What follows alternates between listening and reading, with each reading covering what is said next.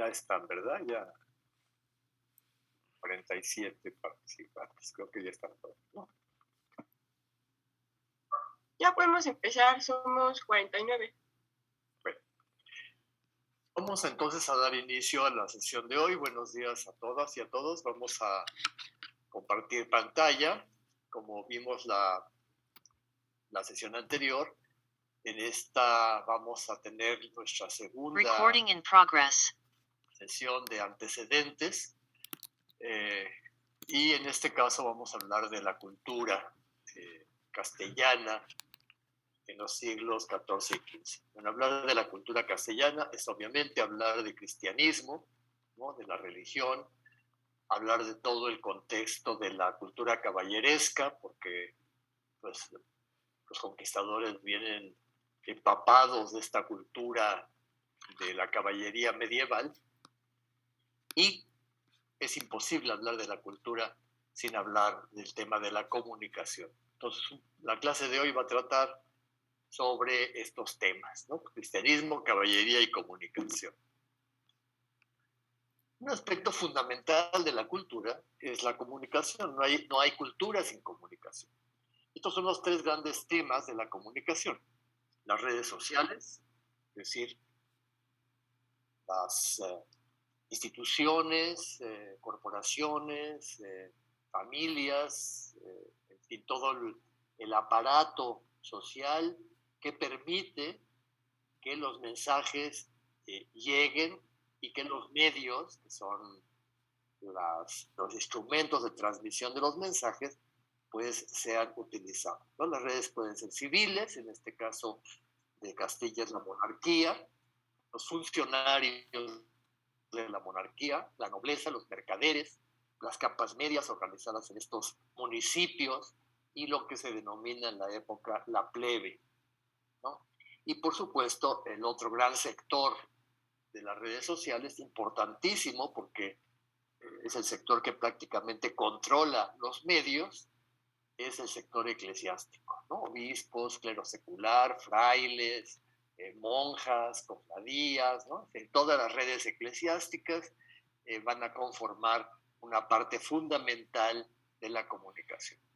Entonces serían los mensajes. Los mensajes son qué se dice, para qué se dice y por qué se dice, ¿no? Mientras que las redes sociales responden a la pregunta ¿quiénes? Los mensajes responden a la pregunta qué, por qué y para qué.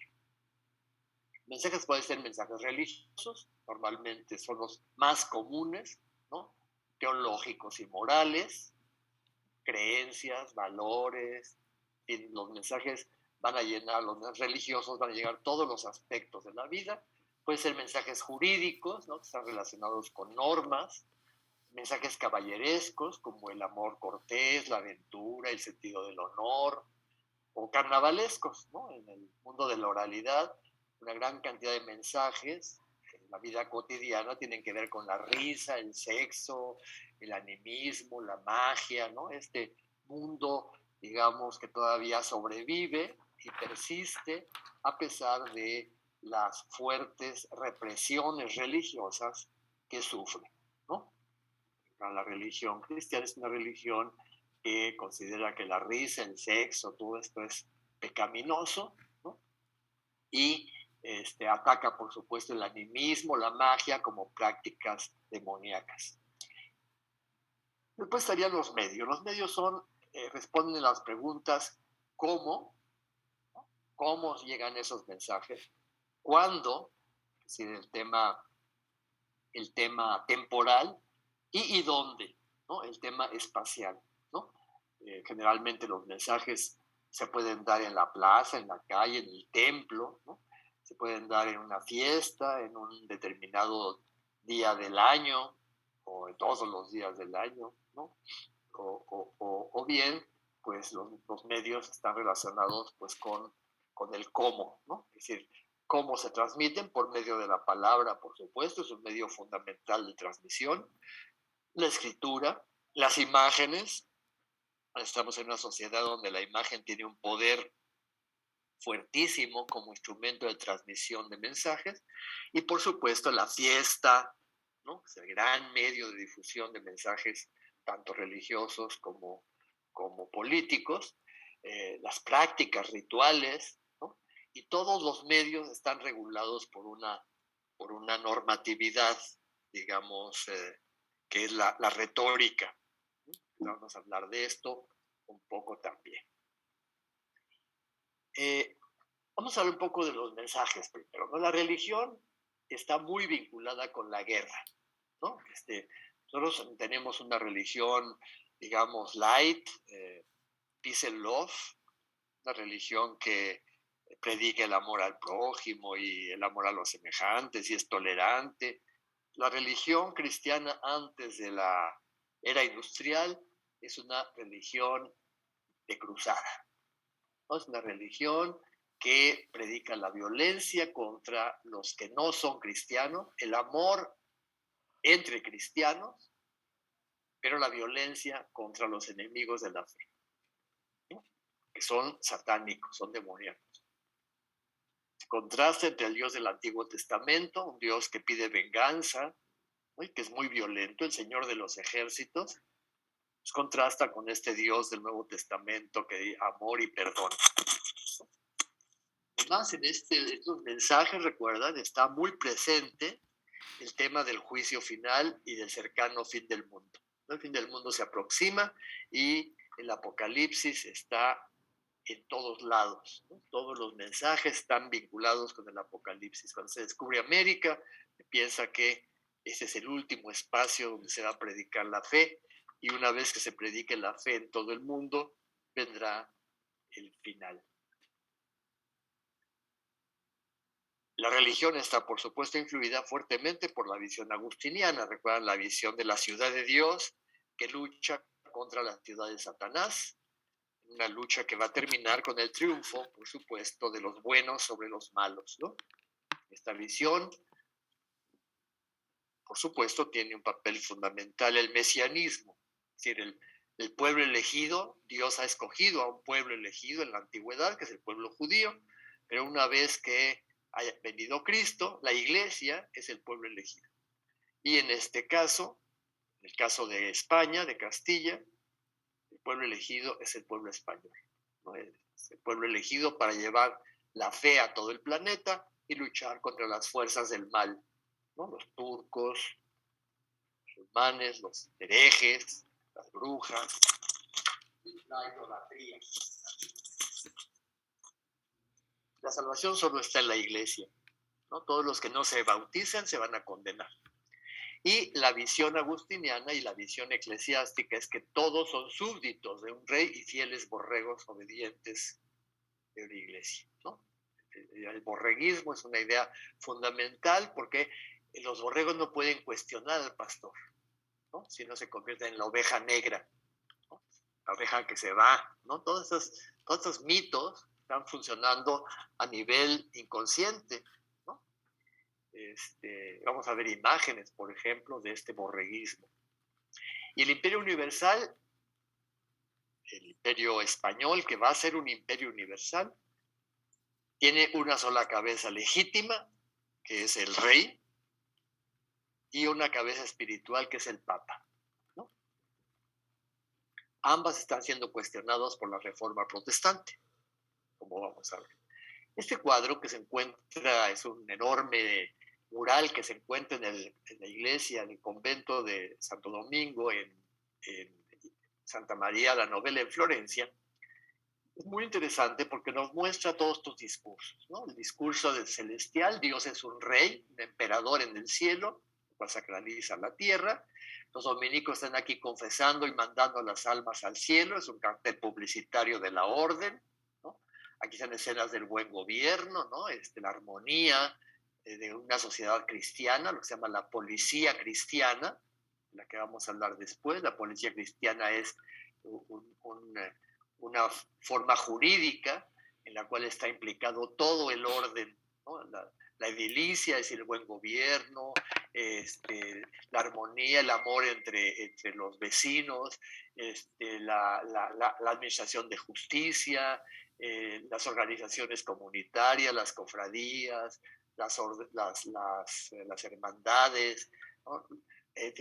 La policía cristiana es la forma como la sociedad se organiza a partir de las normas del cristianismo, ¿no? Todos somos hermanos, hay un padre, y ese padre es el que gobierna, ¿no? La hermandad es de las ideas paternalistas y familiares son esquemas de sujeción, ¿no? Los hijos deben estar sujetos a los padres, ¿no? La mujer al marido, los hombres y las mujeres al rey y al papa, y el rey y el papa a Dios, ¿no? En esta jerarquía, Dios es un padre también, ¿no? El papa es un padre, la iglesia es una madre, ¿no? Todos los esquemas parentales, los esquemas familiares, son fundamentales como esquemas de dominio y sujeción. Abajo estaría la representación social de las redes, ¿no? Está el papa, los cardenales, el emperador, los reyes, los condes, los marqueses, el pueblo medio, las mujeres, todo el esquema social, y aquí estarían las órdenes religiosas debajo de los obispos, ¿no? Y vean, unos perritos están aquí, ¿no? Protegiendo al rebaño. Estos borregos son los fieles, todos estos fieles forman parte de este rebaño, y el pastor es el papa con su báculo, ¿no? Y estos borregos están defendidos por estos perritos moteados, que son los dominicos. Es el tema, los dominicanis, los dominicanos, significa en latín son los perros de Dios, ¿no? Y aquí los tienen protegiendo al rebaño de los lobos, ¿no? Es decir, para que haya protección necesitan haber malos. Y los malos son estos lobos que están aquí, que son los perversos, ¿no? Los malvados, los que corrompen, ¿no? Y la protección contra los lobos es la protección finalmente contra el mal. Echan los dominicos predicándole a la gente cristiana para llevarlos al cielo, y aquí predicándoles a los paganos, musulmanes, a todos aquellos que no tienen la fe verdadera y que van a ser convertidos gracias a la fe. Si no se convierten, formarán parte de estos lobos, ¿no? Junto con el tema jurídico, teológico, también está el tema jurídico, ¿no? Y aquí tienen las facultades, entonces todo eso se emite, se construye, se elabora en las grandes facultades universitarias, ¿no? Aquí tienen las facultades universitarias en el siglo XV, ¿no? Algunas de ellas están en zonas benedictinas, otras en zonas dominicas, otras por los jesuitas o por la orden de San Jerónimo, ¿no? Ahí tienen estas universidades en Alcalá, Sigüenza, Burgos, Sahagún, Salamanca, Santiago, Oviedo, ¿no? Son las grandes universidades. La de Valladolid es una de las más importantes, Valladolid y Salamanca son las más importantes, ¿no? Están también, bueno, el modelo salmantino, ¿no? que está, por ejemplo, en Baeza, en Granada, o el modelo de Sevilla, ¿no? El modelo de la Universidad Sevillana está en varios de los lugares, digamos, del centro, ¿no? Como ven, no son muchas universidades, pero estas universidades son las que van a producir estos mensajes, pero también de ellas van a salir los principales funcionarios de la corona. La escritura es fundamental en este esquema, ¿no? La escritura estructura el derecho, ¿no? La justicia, la tributación, la teología, ¿no? Hay escuelas, ¿no? Hay dos grandes movimientos teológicos en este momento: la escuela tomista, ¿no? Que sigue a Santo Tomás de Aquino y que da un gran margen a la libertad, y la escuela agustiniana, ¿no? Que es más restrictiva de la libertad, es una escuela que considera que el pecado original marcó al ser humano, y la escuela agustiniana se dedica mucho a los estudios bíblicos, ¿no? Sobre todo junto con los jerónimos.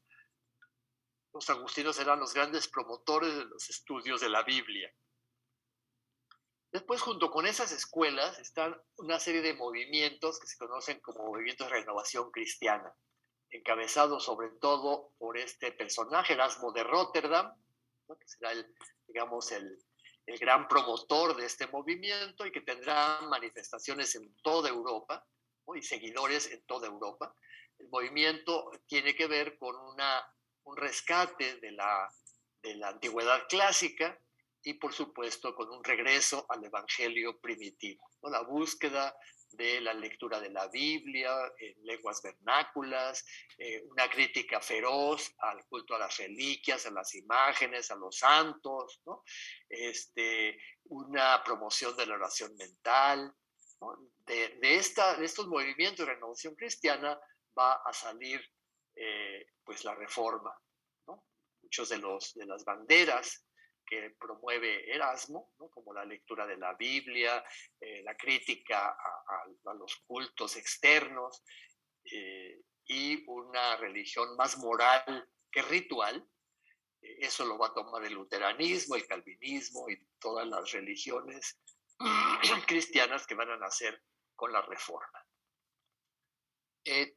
La escritura también es importante en la difusión de los valores caballerescos, ¿no? Recuerdan, a partir de la imprenta se comienza a utilizar para primero difundir valores religiosos. El primer libro impreso es la Biblia, recuerdan, en Gutenberg, Gutenberg en Maguncia, inventa la imprenta en 1450 y el primer libro impreso es la Biblia. Pero también comienzan a imprimirse pues obras de todo tipo, ¿no? Erasmo imprime muchas de sus obras en las imprentas venecianas o en las imprentas de Amberes, que son importantísimas en Flandes, ¿no? También comienza a haber imprentas en España, en Italia, en Francia, y esta imprenta pues va a publicar también libros de caballería que se venden muy bien, ¿no? Y esos libros van a difundir esos valores caballerescos, ¿no? El amor y la aventura, ¿no? Se surge una literatura sagrada, ¿no? Relacionada con la teología, una literatura jurídica, ¿no?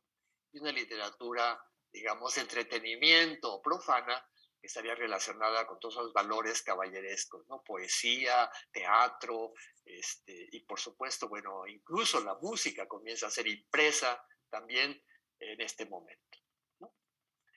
Y, sin embargo, la mayor parte de la población es analfabeta, ¿no? Es decir, la escritura está vinculada con un pequeño sector letrado, que es el que tiene el acceso a la escritura y a la lectura, pero la mayor parte de la población vive todavía en la oralidad. Entonces, muchos mensajes se transmiten a partir de medios orales, ¿no? ¿Y cuáles son los medios orales?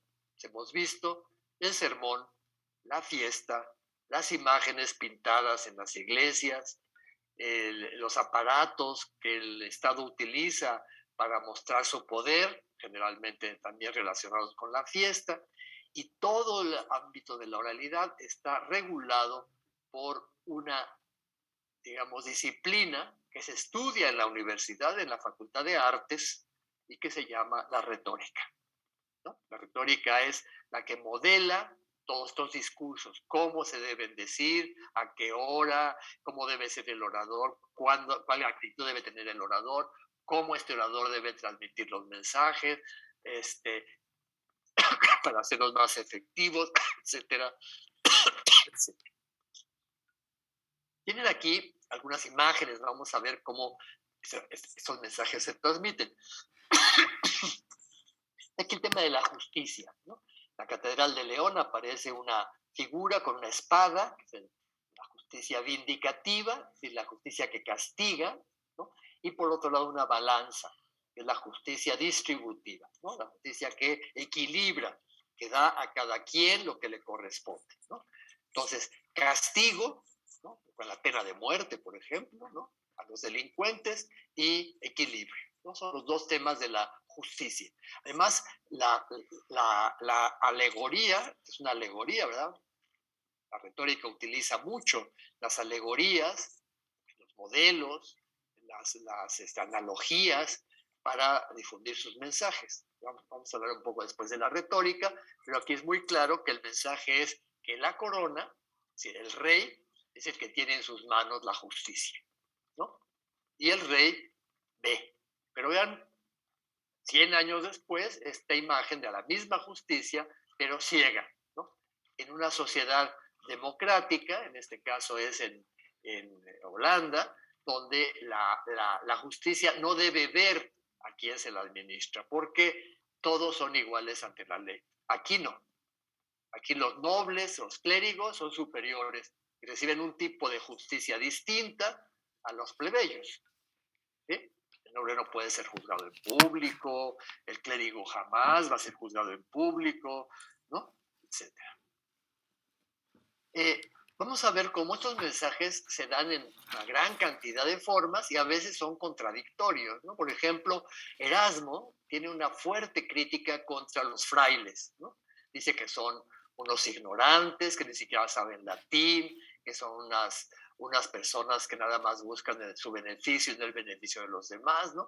Y las críticas de Erasmo hacia este sector de la iglesia pues van a ser objeto de muchas imágenes ocultas muchas veces, como en este caso debajo de una silla dentro de una catedral, la Catedral de Zamora, ¿no? Donde los clérigos, los miembros del cabildo de la catedral rezan. Debajo de una de las sillas está esta imagen de una zorra, que es un fraile, predicando a unas gallinas, ¿no? Es un chiste, ¿no? Las zorras se comen a las gallinas, ¿no? Bosco es también un personaje de esta época, muy influido por estas críticas a la iglesia, ¿no? Que después serán parte fundamental de la reforma protestante, ¿no? Que tienen unos clérigos corrompidos por adentro, ¿no? Con caras de animales, ¿no? Su acompañante tiene un cucurucho en la cabeza que es de loco, ¿no?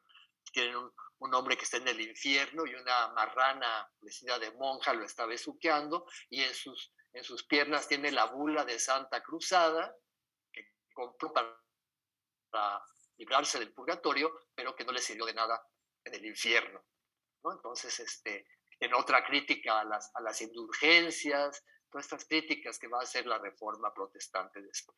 Y aquí tienen al loco, ¿no? El loco le está sacando la piedra de la locura, pero el médico está más loco que loco, ¿no? Y el cura aquí dándole los últimos óleos y diciéndole: déjame en tu testamento, déjame bienes para mi convento. Y aquí está la sabiduría, ¿no? Viendo como el loco y el fraile y el médico están más locos que el loco, ¿no? Recuerdan el famoso libro de Erasmo de Rotterdam, El elogio de la locura, ¿no? Donde dice: todos están locos, ¿no? Un poco es el tema de la nave de los locos, ¿no? Hay frailes jugando, cantando, divirtiéndose, ¿no? Esta nave de los locos era una metáfora de que los que dicen estar cuerdos son locos y los verdaderos locos son más sabios, ¿no? Que es un poco la idea del Quijote, ¿no? 100 años después.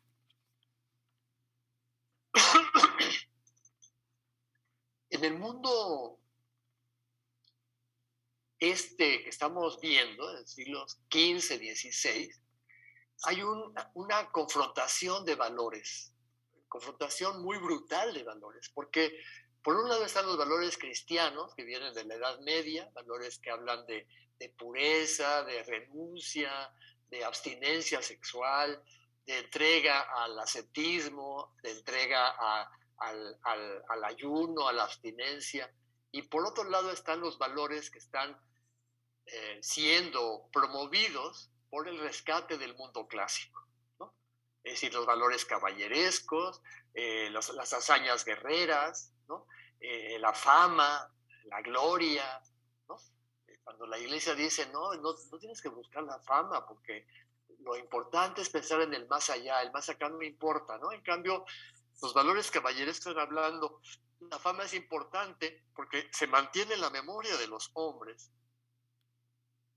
las hazañas de los guerreros, ¿no? O tienen aquí una escena de amor cortés, ¿no? París entregando a la diosa Afrodita, ¿no? Recuerdan el gran tema de la guerra de Troya, ¿no? Las tres diosas se disputan a ver a quién le va a dar la manzana de oro París: Afrodita, Artemisa y Atenea, ¿no? Atenea es la diosa patrona de Atenas, ¿no? Afrodita es la diosa patrona de Troya, ¿no? Y Diana, ¿no? Artemisa, también está ahí presente, y cuando le da Paris el regalo a Afrodita, pues Atenea se pone fúrica, ¿no? Y es la que provoca la guerra, ¿no?, de Troya. Entonces, estos temas de la mitología, los temas del amor, el Ovidio, el arte de amar de Ovidio, toda la literatura clásica es una literatura llena de escenas de amor, de sexo, de violencia, de guerra, ¿no? Y esto contrasta brutalmente con la cultura cristiana, ¿no? También hemos visto la imprenta, aquí está Gutenberg con la imprenta, y las primeras obras impresas, la Utopía de Tomás Moro. Se acaban de descubrir unas islas allá en el Atlántico, que serán las primeras islas Bahamas, ¿no?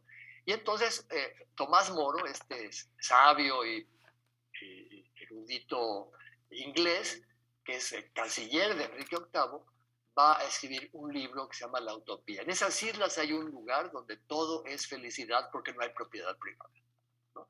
Todos viven cómodamente, sin pelearse, ¿no?, porque la propiedad privada es el origen del mal, ¿no? Aquí se aplican los valores cristianos. ¿Recuerdan? Moro es un discípulo y amigo muy cercano de Erasmo de Róterdam, ¿no? Hay una democracia, se elige incluso a los sacerdotes que van a dirigir a las ceremonias, ¿no? Entonces, esta utopía es una sociedad perfecta, es la aplicación de los principios cristianos del amor y la solidaridad a un espacio aislado, ¿no? Utopía significa no existe, ¿no? Bueno, poco después Tomás Moro fue llevado al cadalso porque se negó a aceptar el divorcio de Enrique VIII, pero esta obra, la obra de Moro, es una obra muy importante porque nos habla de una crítica hacia la sociedad de su tiempo, ¿no? Vasco de Quiroga, el famoso obispo de Michoacán, va a inspirarse en esa obra para sus hospitales.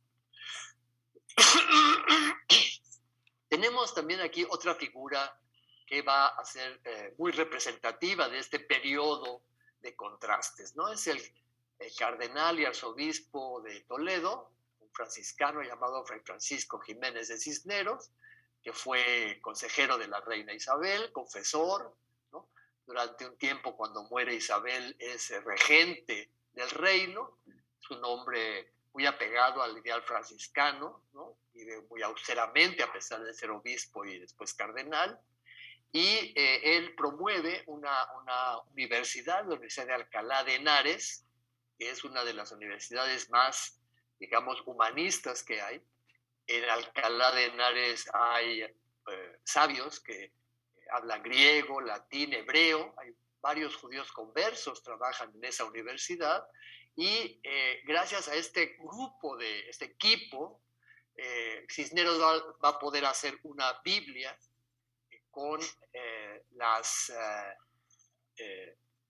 textos originales que se conocen de la Biblia, ¿no? Los textos hebreos de la Biblia hebrea, los textos caldeos, es decir, los textos arameos, que sobreviven algunos cuantos textos arameos, la versión griega de la Biblia, es decir, la versión que el Imperio Bizantino tenía, y que es la versión donde originalmente se escribieron la mayor parte de los textos del Nuevo Testamento, todos los textos del Nuevo Testamento, y donde se tradujo, recuerdan, también la Biblia del Antiguo Testamento antes de la venida de Cristo. Y finalmente la Vulgata de San Jerónimo, ¿no?, que es la Biblia latina que ha tenido pues la primacía en Occidente durante toda la Edad Media. Y en estos cotejos se descubren algunos elementos que San Jerónimo pues no contempló. Hay algunos errores de traducción del griego, ¿no?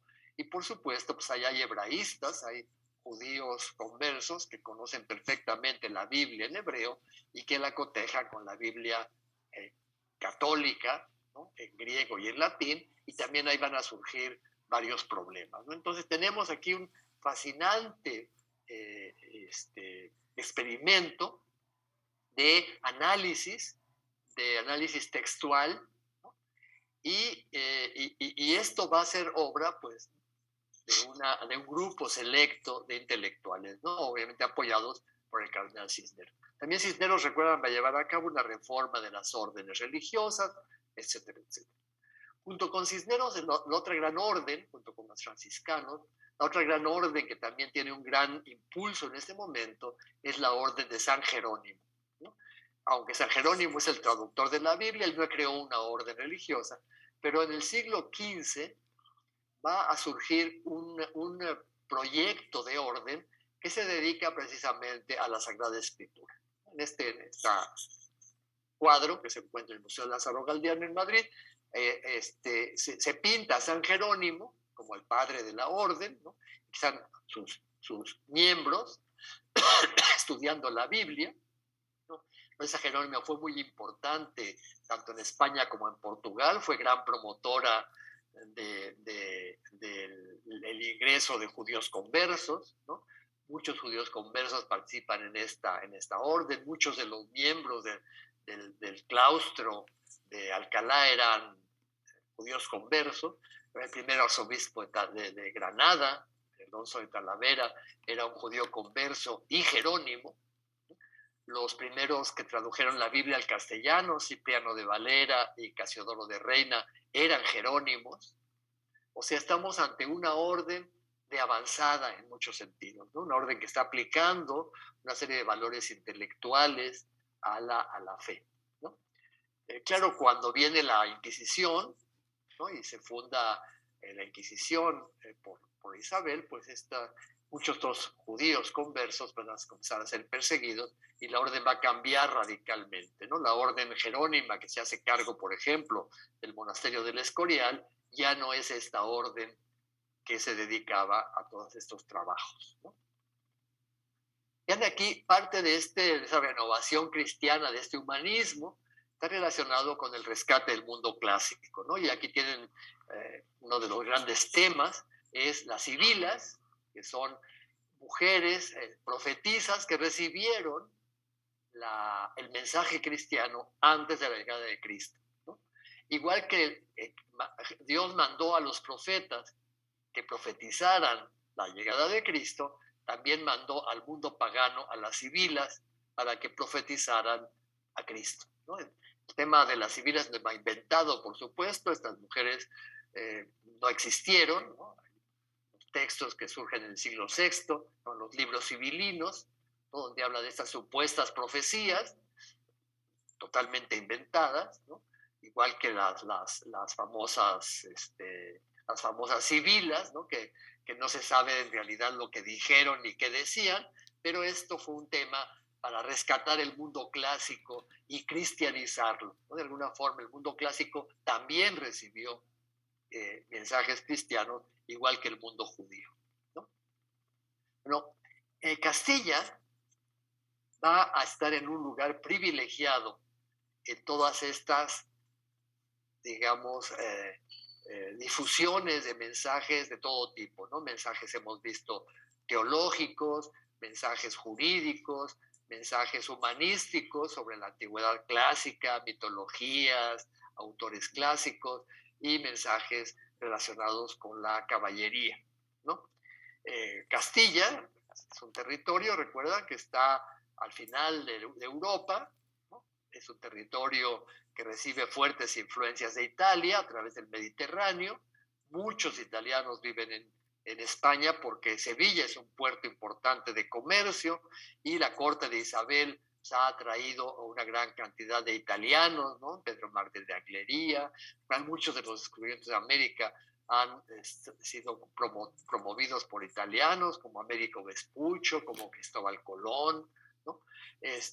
Los italianos, recuerdan además, Aragón tiene colonias en el sur de Italia, en Nápoles, en Sicilia, en Cerdeña, y esto hace que muchos italianos del sur vivan en España, ¿no? Y los vínculos entre España y el papado también son muy fuertes, ¿no? Entonces Italia y España son territorios que están muy vinculados, ¿no? Y sobre todo, obviamente, Castilla y Aragón, que tienen sus costas hacia el Mediterráneo. Pues por otro lado están los vínculos con Francia a través del Camino de Santiago. Recuerden, desde la Edad Media, el Camino de Santiago va a ser no solamente un espacio de inmigrantes, sino también un espacio donde penetran una gran cantidad de instituciones y de mensajes culturales, ¿no?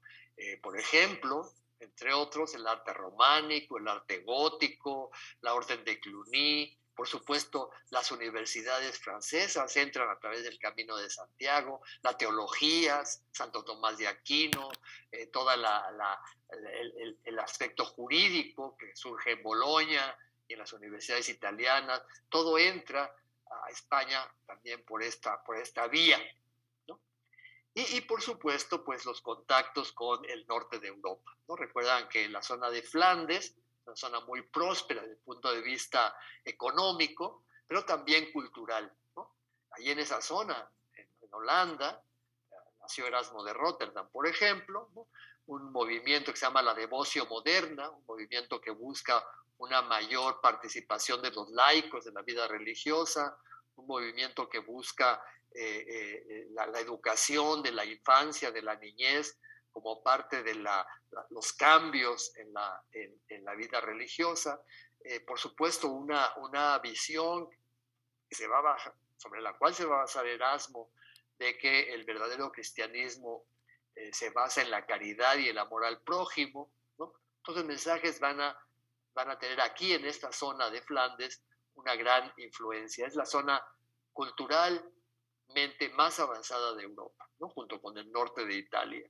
Y esta zona es una zona que comienza a tener contactos con Castilla gracias al comercio de la lana, ¿no? Recuerdan, Castilla vende lana a esa zona y esta ruta, la ruta del Atlántico Norte, va a conectar Flandes con este territorio. En la época de los Reyes Católicos, muchos pintores, artistas, intelectuales, flamencos van a pasar a España, ¿no? Y después van a pasar a América. Recuerdan que también en Flandes hay imprentas, muchas obras impresas en Flandes van a pasar también a España. Y cuando Carlos V, que es, recuerdan, entre sus títulos está el de conde de Flandes, pues Flandes va a quedar ya unido a España, igual que Milán, ¿no? El norte de Italia, y por supuesto todo el sur, ¿no? Entonces, estas zonas van a quedar unidas al imperio de Carlos V y estas uniones van a traer consigo también fuertes intercambios culturales.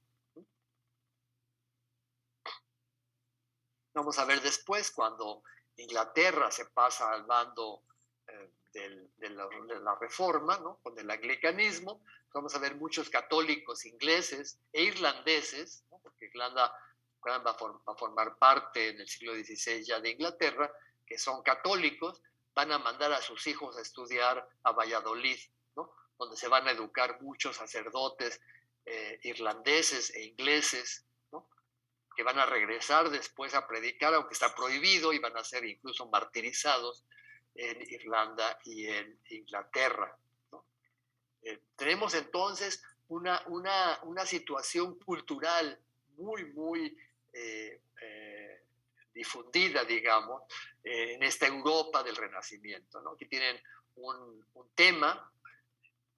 No es gratuito que en el Prado haya tal cantidad de pintores italianos y flamencos, porque pues, España era el centro de una tradición, digamos, cultural que atraía no solamente personas, sino también muchas obras de arte, ¿no? Este se encuentra en el Prado, es el Frangélico, un pintor florentino, ¿recuerdan? Un pintor dominico que pinta estas imágenes para la iglesia de los dominicos en Florencia, pero que también pinta una gran cantidad de obras que se difunden por toda Europa, ¿no? Que es el pecado original, Adán y Eva son expulsados, y la redención que viene de Cristo, que está entrando al vientre de la Virgen, y su encarnación va a terminar con la maldición, ¿no? Siempre y cuando la gente la acepte y se bautice, ¿no?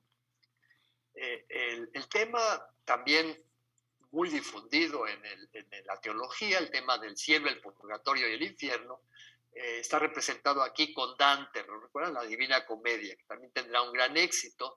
En España se traducirá al castellano y será uno de los libros que más van a influir en la concepción que se tiene del mundo, del inframundo y del más allá, ¿no? Tenemos el infierno, el cielo representado como Florencia, ¿no? la ciudad santa, la Jerusalén celeste, y el purgatorio con sus círculos, de arriba Adán y Eva, ¿no? El purgatorio, recuerden, es una creencia que surge en el siglo XII y que crea una gran cantidad de prácticas, ¿no? Las misas por las almas del purgatorio, las bulas de Santa Cruzada, las cofradías de ánimas, ¿no? Todo esto que va a surgir en la Edad Media, también la Iglesia Católica la va a reafirmar cuando llegue la Reforma protestante, ¿no? Hemos visto que toda la cultura religiosa oral se maneja a partir de la retórica y de la imagen, ¿no? La retórica es un medio, digamos, un instrumento que utiliza las alegorías. Hemos visto la alegoría de la justicia, las analogías. Es decir, si una cosa se parece, ¿no? Estas analogías son muy comunes para demostrar cosas absurdas, ¿no? Por ejemplo, se parte de un principio, de una similitud, ¿no? Y después se llega a una conclusión a partir de esa similitud que no es lógica, es analógica. Vamos a ver varios a lo largo de nuestra exposición, vamos a ver varios temas de analogía, ¿no? Es decir, esto de lo que se parece es, ¿no?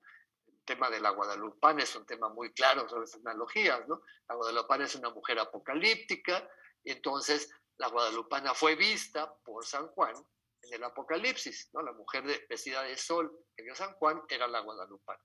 Y por lo tanto, en la leyenda de la Virgen de Guadalupe vamos a encontrar todos los temas relacionados con el Apocalipsis, ¿no? Hay un dragón de 7 cabezas, tiene que ver con la conquista, ¿no? Es decir, el dragón de 7 cabezas es la idolatría. Hay un San Miguel que vence al dragón es Hernán Cortés, ¿no? Y el Tepeyac es el desierto, y la Ciudad de México es la Jerusalén. Entonces todas las analogías comienzan a asimilar la Virgen de Guadalupe con la mujer vestida de sol. Y la conclusión es que pues, lo que vio San Juan no fue una mujer vestida de sol, fue la Virgen de Guadalupe. Además, la retórica se maneja con modelos, ¿no? Los modelos de la Biblia, los modelos clásicos, ¿no?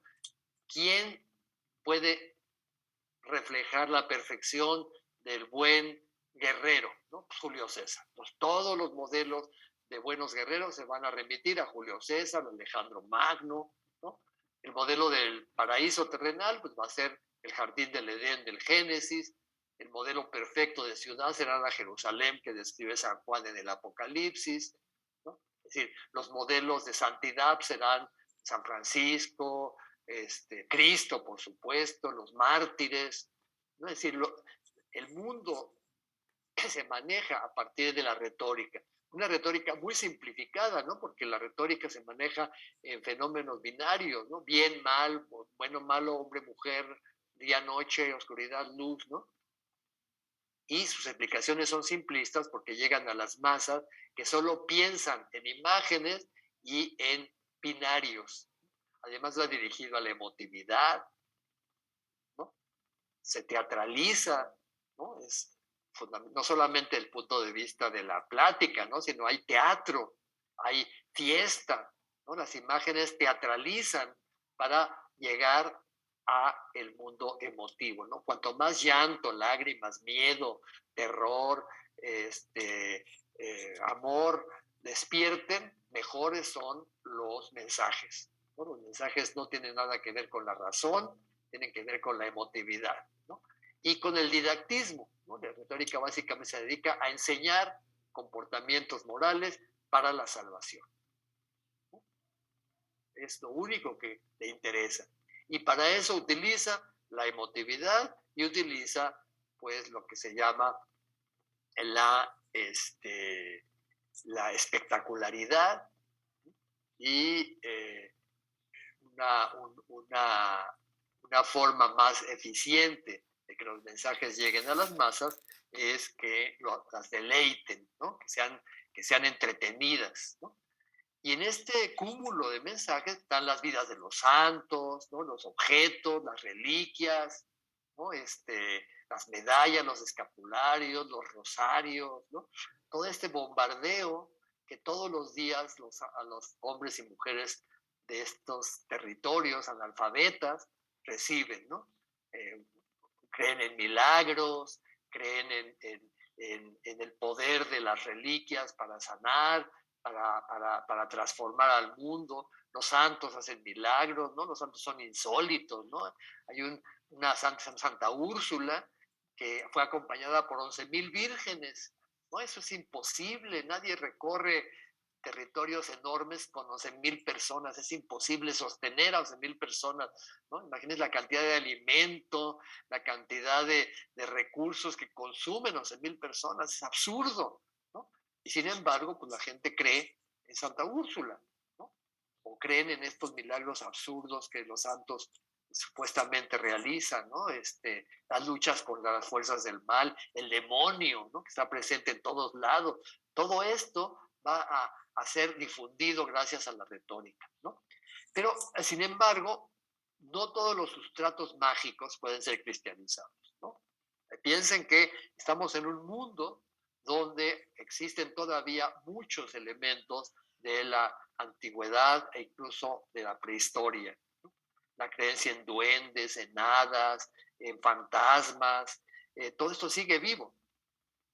Y esto no, la iglesia no lo puede erradicar, a pesar de que ha metido a los fantasmas en el purgatorio. Los fantasmas se siguen apareciendo en los cementerios, en las cruces de los caminos, ¿no? Esta cultura llena de magia, de miedos, los miedos a los bosques, ¿no? Los miedos a estos personajes que andan sin cabeza, o los licántropos, ¿no? Los hombres lobos. Todo esto sigue vivo a pesar de que la iglesia ha satanizado estas creencias, ¿no? Y la cultura carnavalesca precristiana, ¿no? Con la risa, la blasfemia, la escatología sexual, ¿no? Los chistes de sexo siguen siendo los chistes más gustados y la gente los cuenta a pesar de que es pecado hablar del sexo, ¿no? Pero la iglesia no puede controlar esto, que es la cultura popular carnavalesca, como lo llama Bakhtin, que sigue viva y que pasa, por supuesto, a América con los conquistadores y con los colonos. Tiene aquí un predicador, San Vicente Ferrer, predicando en la plaza, en la hoguera de las vanidades, ¿no? Al final todo el mundo lanzaba ahí sus libros prohibidos, sus cuadros, sus ropas lujosas, ¿no? Porque San Vicente decía, hay que renunciar a todo, ¿no? Y en un momento, recuerda, donde hay epidemias, donde hay una peste, la peste negra, la peste bubónica, ¿no? La gente se muere por miles, ¿no? Pues obviamente la gente es muy sensible, muy susceptible a estos predicadores escatológicos, ¿no? El fin del mundo se aproxima, ¿no? Y vean el infierno, así es el infierno, ¿no? Y comienzan a mostrar a partir del fuego sus enseñanzas muy visuales, muy teatralizadas, ¿no? Estos santos que no predican en la iglesia, predican en las plazas, ¿no? Las plazas públicas. Vean, por ejemplo, aquí en este cuadro aparece una cofradía, ¿no? Estas hermandades, la cofradía de San Juan Evangelista, que tienen sus propios trajes para salir en las procesiones, sus escudos, sus santos protectores, y que es la forma como la iglesia llega a estas masas urbanas. Todas están insertadas en las cofradías y hermandades que se dedican a rezar por las almas del purgatorio, a promover las fiestas, la beneficencia pública, hospicios, orfanatos, etcétera, ¿no? Los santos son parte fundamental de la difusión de estos mensajes, ¿no? Mira aquí a los famosos Reyes Magos, ¿no? Los Reyes Magos son, para este momento, 1500, representan a los 3 continentes: Europa, el viejo, de mediana edad, Asia, y África, el joven, ¿no? Los 3 continentes aquí representados. Hasta ahora aparece África como una figura de un africano, precisamente porque comienzan a llegar cantidades de esclavos africanos a partir del Imperio Portugués. Perdón.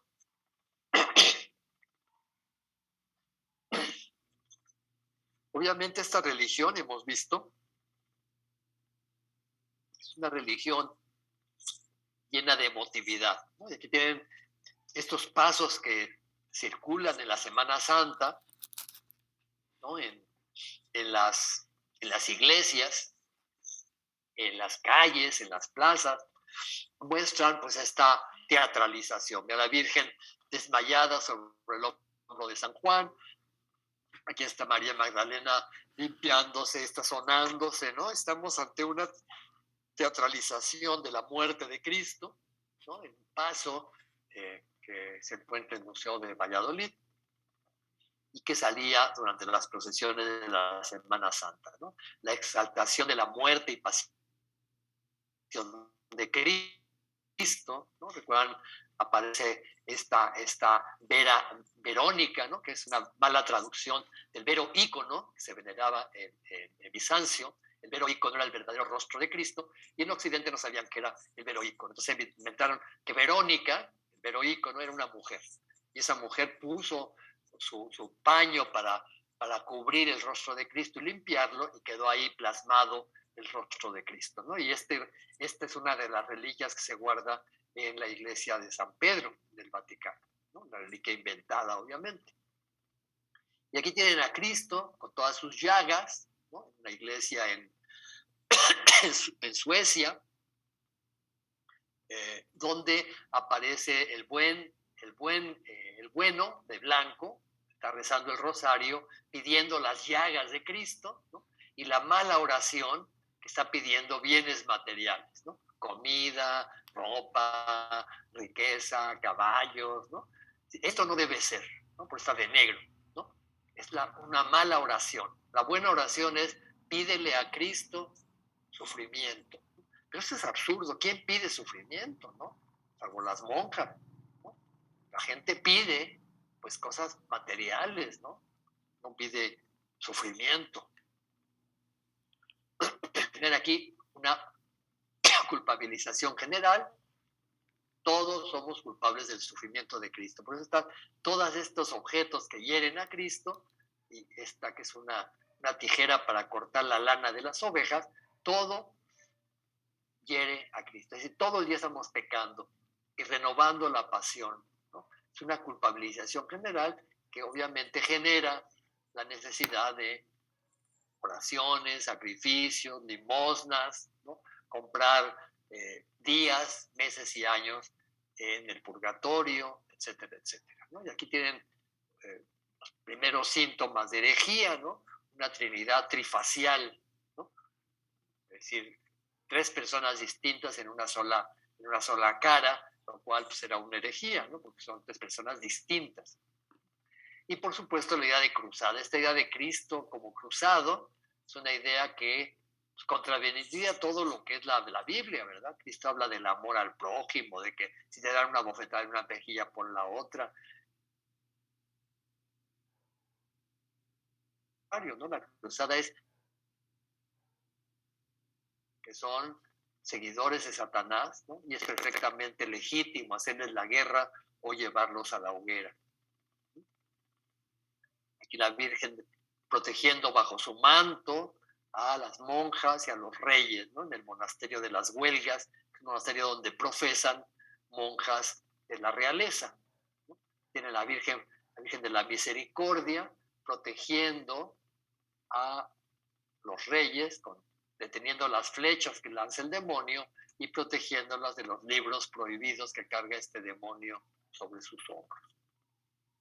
En la Virgen, de nuevo, protectora de este niño, que es la humanidad infantil, ¿no? Todos somos niños, que necesitamos protección de la madre, y la madre está este demonio que es un hombre salvaje, ¿no?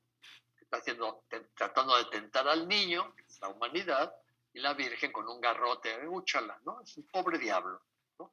Chaparrito, enano, ¿no? Deforme, ¿no? La Virgen de un garrotazo lo va a eliminar, ¿no? La Virgen es la principal defensora contra los ataques del demonio, ¿no? Y por supuesto la Virgen comenzará a hacerse ver una gran cantidad de imágenes. Ven aquí Santa María de la Antigua, una imagen que se supone se descubrió en la iglesia, en la capilla de la Catedral de Sevilla, y que según la leyenda fue pintada antes de la llegada islámica, ¿no? Cuando la capilla era cristiana en la época visigoda y fue ocultada cuando se convirtió en mezquita, ¿no? La Catedral de Sevilla se convirtió en mezquita, pero al rescatarse la catedral y regresar de nuevo a ser catedral, se descubrió esta imagen que venía de la época antigua, de la época visigoda, ¿no? Muchas de las imágenes se remontan a los primeros tiempos, ¿no? Por ejemplo, la Virgen del Pilar, que se apareció en un pilar supuestamente a Santiago, el apóstol que llegó a evangelizar España, pues se apareció sobre un pilar y se venera en Zaragoza, ¿no? O el Santo Cristo de Burgos, ¿no? Es un Cristo que se apareció supuestamente en el mar, en una balsa, ¿no? Con 5 huevos de avestruz, ¿no? Por eso aparecen los huevos de avestruz junto con el Santo Cristo de Burgos, ¿no? Cristo muy venerado en el norte de la península, ¿no? Y aquí tienen el Santuario de Guadalupe, esta imagen que se apareció a un pastorcito en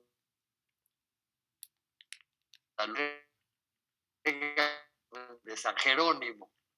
Vean el suntuoso santuario y el impresionante monasterio junto al santuario de Guadalupe, uno de los santuarios más importantes de la península, y por supuesto es la imagen de la Virgen que traen los conquistadores extremeños, ¿no? Porque todos los conquistadores eran de esta región, una buena parte, y traían entre su bagaje cultural el culto a la Virgen de Guadalupe, ¿no? De la de Extremadura. En la lucha cósmica entre el bien y el mal también está presente. San Miguel es uno de los grandes arcángeles del cielo que venció a Satanás y lo expulsó del paraíso antes de que todo fuera creado. Y aquí hay unos arcángeles y ángeles destripando demonios, ¿no? En una situación que es la que se da cotidianamente en la vida cotidiana, ¿no? El arcángel San Miguel protege de las epidemias y protege de los males, ¿no? Y el demonio es el principal actor de todos estos males. Tienen a San Wolfgang, que está exorcizando al demonio y diciéndole: deténme el libro mientras te exorcizo. O esta figura de la ballena como la devoradora de hombres y como un símbolo también del demonio. Después los martirios, en Santa Eulalia, la santa española, que fue martirizada, crucificada como Cristo. O aquí tienen a San Pedro, ¿no? También crucificado, ¿no? Los martirios son fundamentales para mostrar una solidaridad con Cristo, pero también para mostrar a qué extremos puede llegar el cristiano, ¿no? La entrega total, la entrega de tu propia vida. Alrededor del siglo XII, XIII, XIV van a surgir estos falsos martirios de niños por parte de los judíos, ¿no? Los malvados judíos, pero hay una satanización del judío. El judío se convierte en uno de los principales seguidores del demonio, ¿no?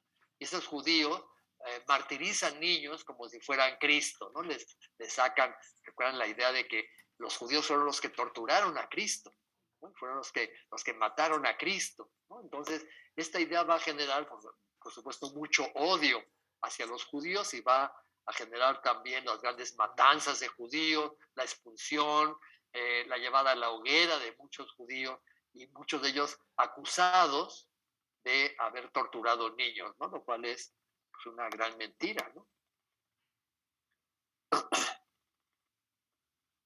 El culto a las reliquias, muy generalizado en el culto a los santos, la tumba de San Martín de Tours, ¿no?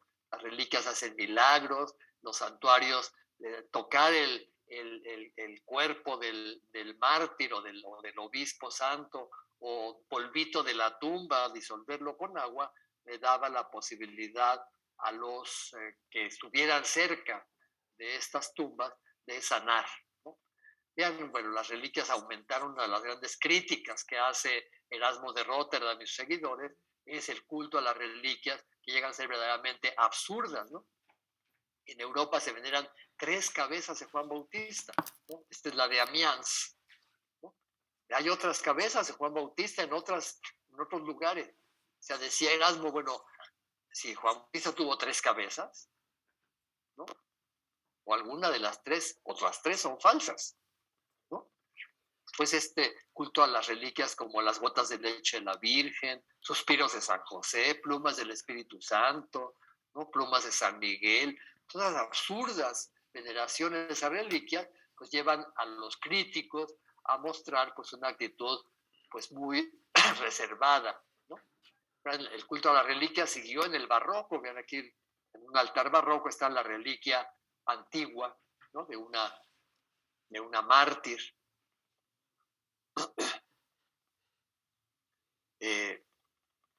Temas como la lactación, ¿no? La Virgen María se aparece a varios santos, entre ellos San Bernardo, y les da su leche, ¿no? Para alimentarlos y para darles sabiduría, ¿no?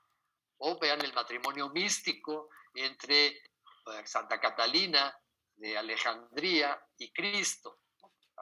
Cristo le está entregando la corona del martirio, ¿no? la palma del martirio, y Santa Catalina está desposando con Cristo en un acto, digamos, de amor, ¿no? Pero con el niño Jesús.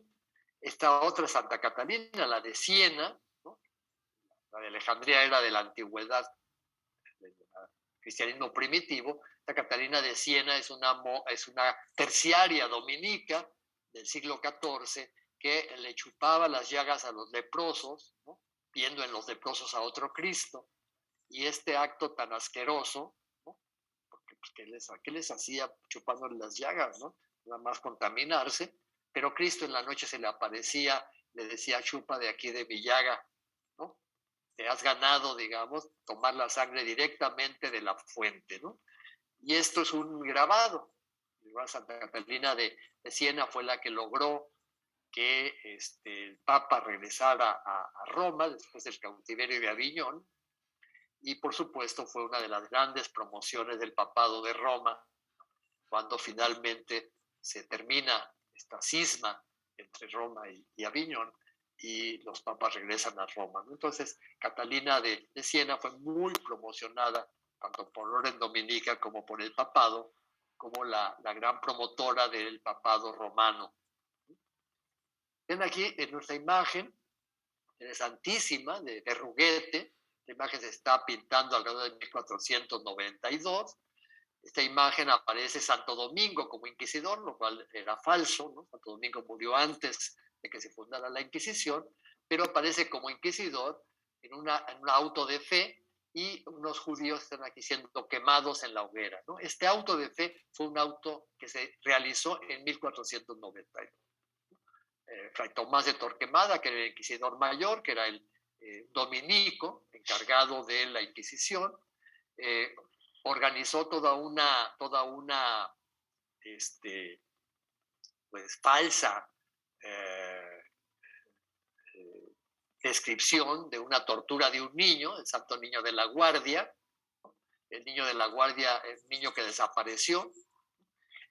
Los testigos decían que no sabían ni cómo se llamaba, o sea, un niño inventado. Y este famoso niño de la Guardia, que nunca existió, pues fue la causa de que varios judíos fueran apresados. Se les torturó para que confesaran que habían matado y asesinado y torturado al niño de la Guardia, y se les llevó a la hoguera. Y con este pretexto, Tomás de Torquemada logró la expulsión de los judíos en 1492. Tienen aquí a San Francisco desposándose con la hermana Pobreza, una orden muy importante que llegó a ser una orden fundamental en la corte de Isabel la Católica, y que llegó a ser también la primera orden que pasa a América. ¿No? Recuerdan, los franciscanos pasan el segundo viaje de Colón. Los franciscanos estuvieron muy relacionados con Colón, porque en la Rábida, en el monasterio franciscano, Colón recibió mucha información y también mucho apoyo por la presencia de los franciscanos en la corte. Tiene San Francisco desposándose con la hermana Pobreza, y aquí recibiendo los estigmas, ¿no? San Francisco se convirtió en el santo más importante en este momento, porque fue como otro Cristo. Hay muchas prácticas relacionadas con la peste, con la epidemia. Por ejemplo, las prácticas de los flagelantes, ¿no? Flagelación pública se convirtió en una práctica muy difundida en el ámbito de los países mediterráneos. En el norte la flagelación se hacía sin sacerdotes y se volvió un tema de crítica contra el sacerdocio, ¿no? Pero en los lugares de Italia, en España, en Francia, pues formaban parte de las procesiones de la Semana Santa para pedir a Dios perdón y para lograr que la epidemia se acabara, ¿no? Y estos flagelantes pues se convirtieron en un tema muy, muy importante de la religiosidad popular, ¿no? Junto con la muerte, ¿no? Las epidemias pues tenían como tema fundamental la cercanía de la muerte y por supuesto del fin del mundo. Comenzaron a ser grabados sobre el ars moriendi, ¿no? El arte del buen morir. Aquí tienen al avaro, ¿no? Que está en el lecho de su muerte, ¿no? Está esperando que llegue la muerte. El ángel lo está protegiendo. De la ventana hay un Cristo que lanza una luz de gracia, mientras los demonios lo están tentando, ¿no? Aquí, vea aquí tu riqueza, ¿no? Una bolsa de oro, en su baúl están demonios con riqueza, ¿no? El último momento de la vida del ser humano es definitivo para la salvación. Si en ese momento te dudas o pecas, te vas al infierno, ¿no? Entonces, es por eso tan importante tener estos artes de buen morir, ¿no? Y por supuesto, el arte del buen morir está relacionado con la calavera, ¿no? Que está entrando a la puerta, y con mostrar los huesos, los cadáveres en capillas mortuorias, pues en Évora, ¿no?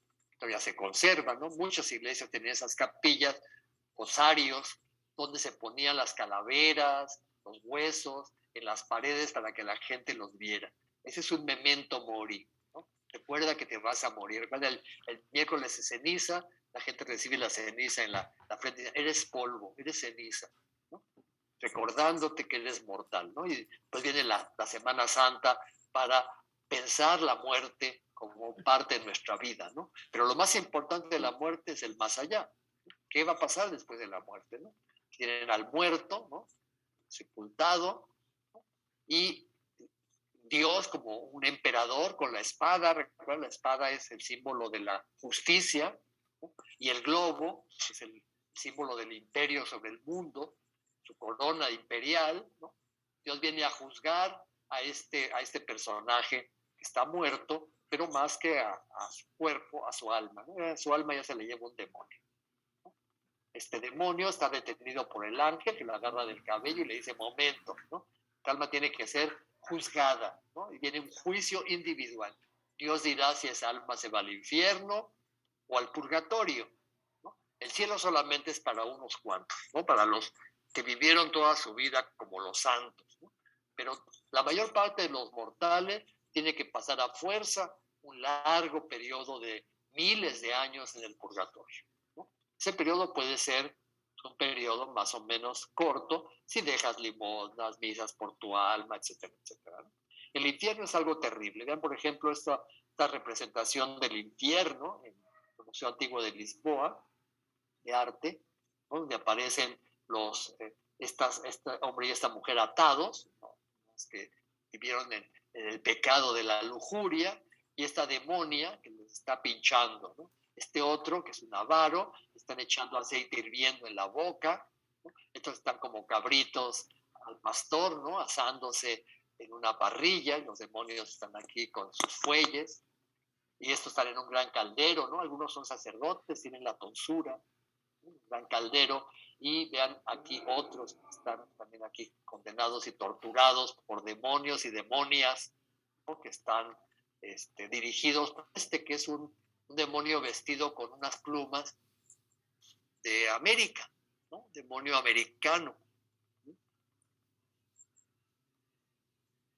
La demonia que está ahí, que es impresionante, ¿no? Con cara horrible y un cuerpo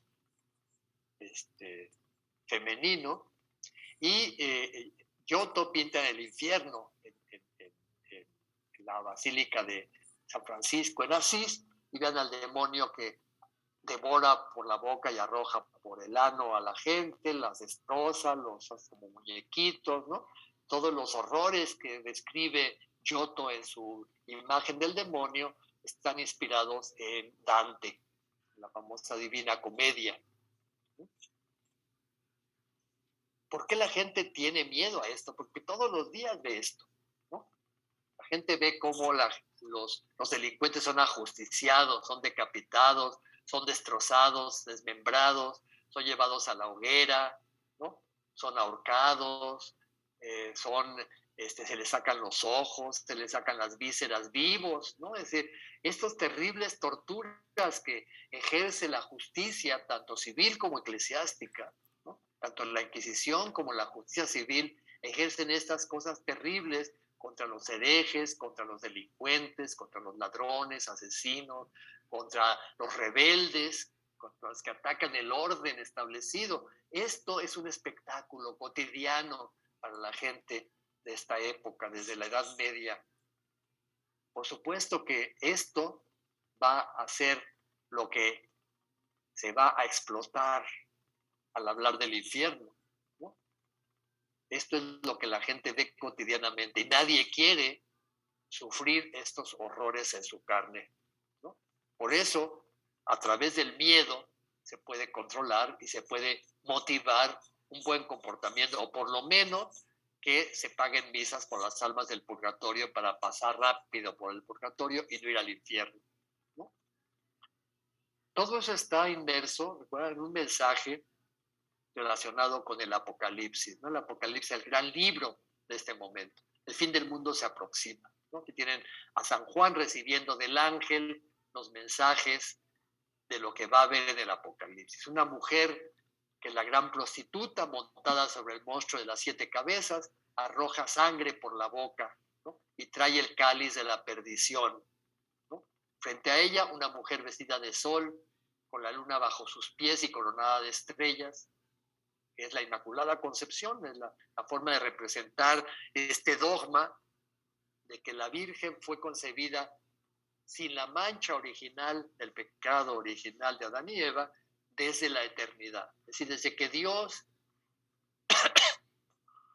envió a su hijo, o pensó que su hijo iba a nacer en una mortal, desde allá pensó en su mente a esta mujer, que es la Virgen María, ¿no? Y que es la mujer apocalíptica, ¿no? Frente a ella, pues también está Cristo y el anticristo. Y el fin del mundo, recuerdan, después de las catástrofes, se cae el cielo, vienen langostas, vienen pueblos que invaden, ¿no? Todo se destruye, viene 1000 años de paz en la tierra y el juicio final. Y el juicio final, los ángeles van a venir con sus trompetas para anunciar la resurrección de la carne, ¿no? Todos los hombres y mujeres que han vivido en la tierra van a salir de las tumbas y van a reconstruir su cuerpo como eran en su plenitud, ¿no? En la plenitud de la edad, los 30 años, ¿no? Y todos ellos van a ir al cielo, si sus almas están en el cielo, o al infierno, si sus almas están en el infierno, ¿no? O sea, en el cuerpo, no solamente en el alma, sino también en el cuerpo se va a llevar a cabo el premio o el castigo, ¿no? Y aquí está el inicio, el paraíso terrenal donde Adán y Eva pecaron y con el pecado introdujeron el mal en el mundo y el pecado original, es decir, ese pecado que se hereda como una especie de ADN, ¿no? En el alma de todos los que nacen de una unión sexual, ¿no? Porque el pecado se transmite por el semen de Adán, ¿no? Y ese pecado solamente es redimido por la muerte de Cristo. Los que no se bautizan no se salvan, ¿no? Los que no se bautizan o los malos cristianos se van a ir al infierno, en este lugar de oscuridad, donde el fuego quema pero no ilumina, ¿no? Donde hay un demonio terrible que devora y demonios torturando eternamente a las almas, y un cielo de beatitud, de felicidad, donde todos van a compartir con los santos, un esquema jerárquico totalmente, una corte celestial donde el es un rey, la Virgen una reina, ¿no? Los santos son una corte, y toda la plebe que vamos a llegar ahí, vamos a estar disfrutando de esta visión eternamente, ¿no? Claro, la gente se convierte más por el temor a esto que por este aburridísimo cielo, ¿no? Ya la lucha de carnal y la cuaresma, ¿no? Este tema es un tema central. El carnaval es el triunfo de la carne, ¿no? La comida, la diversión, ¿no? El desmadre, la bebida, ¿no?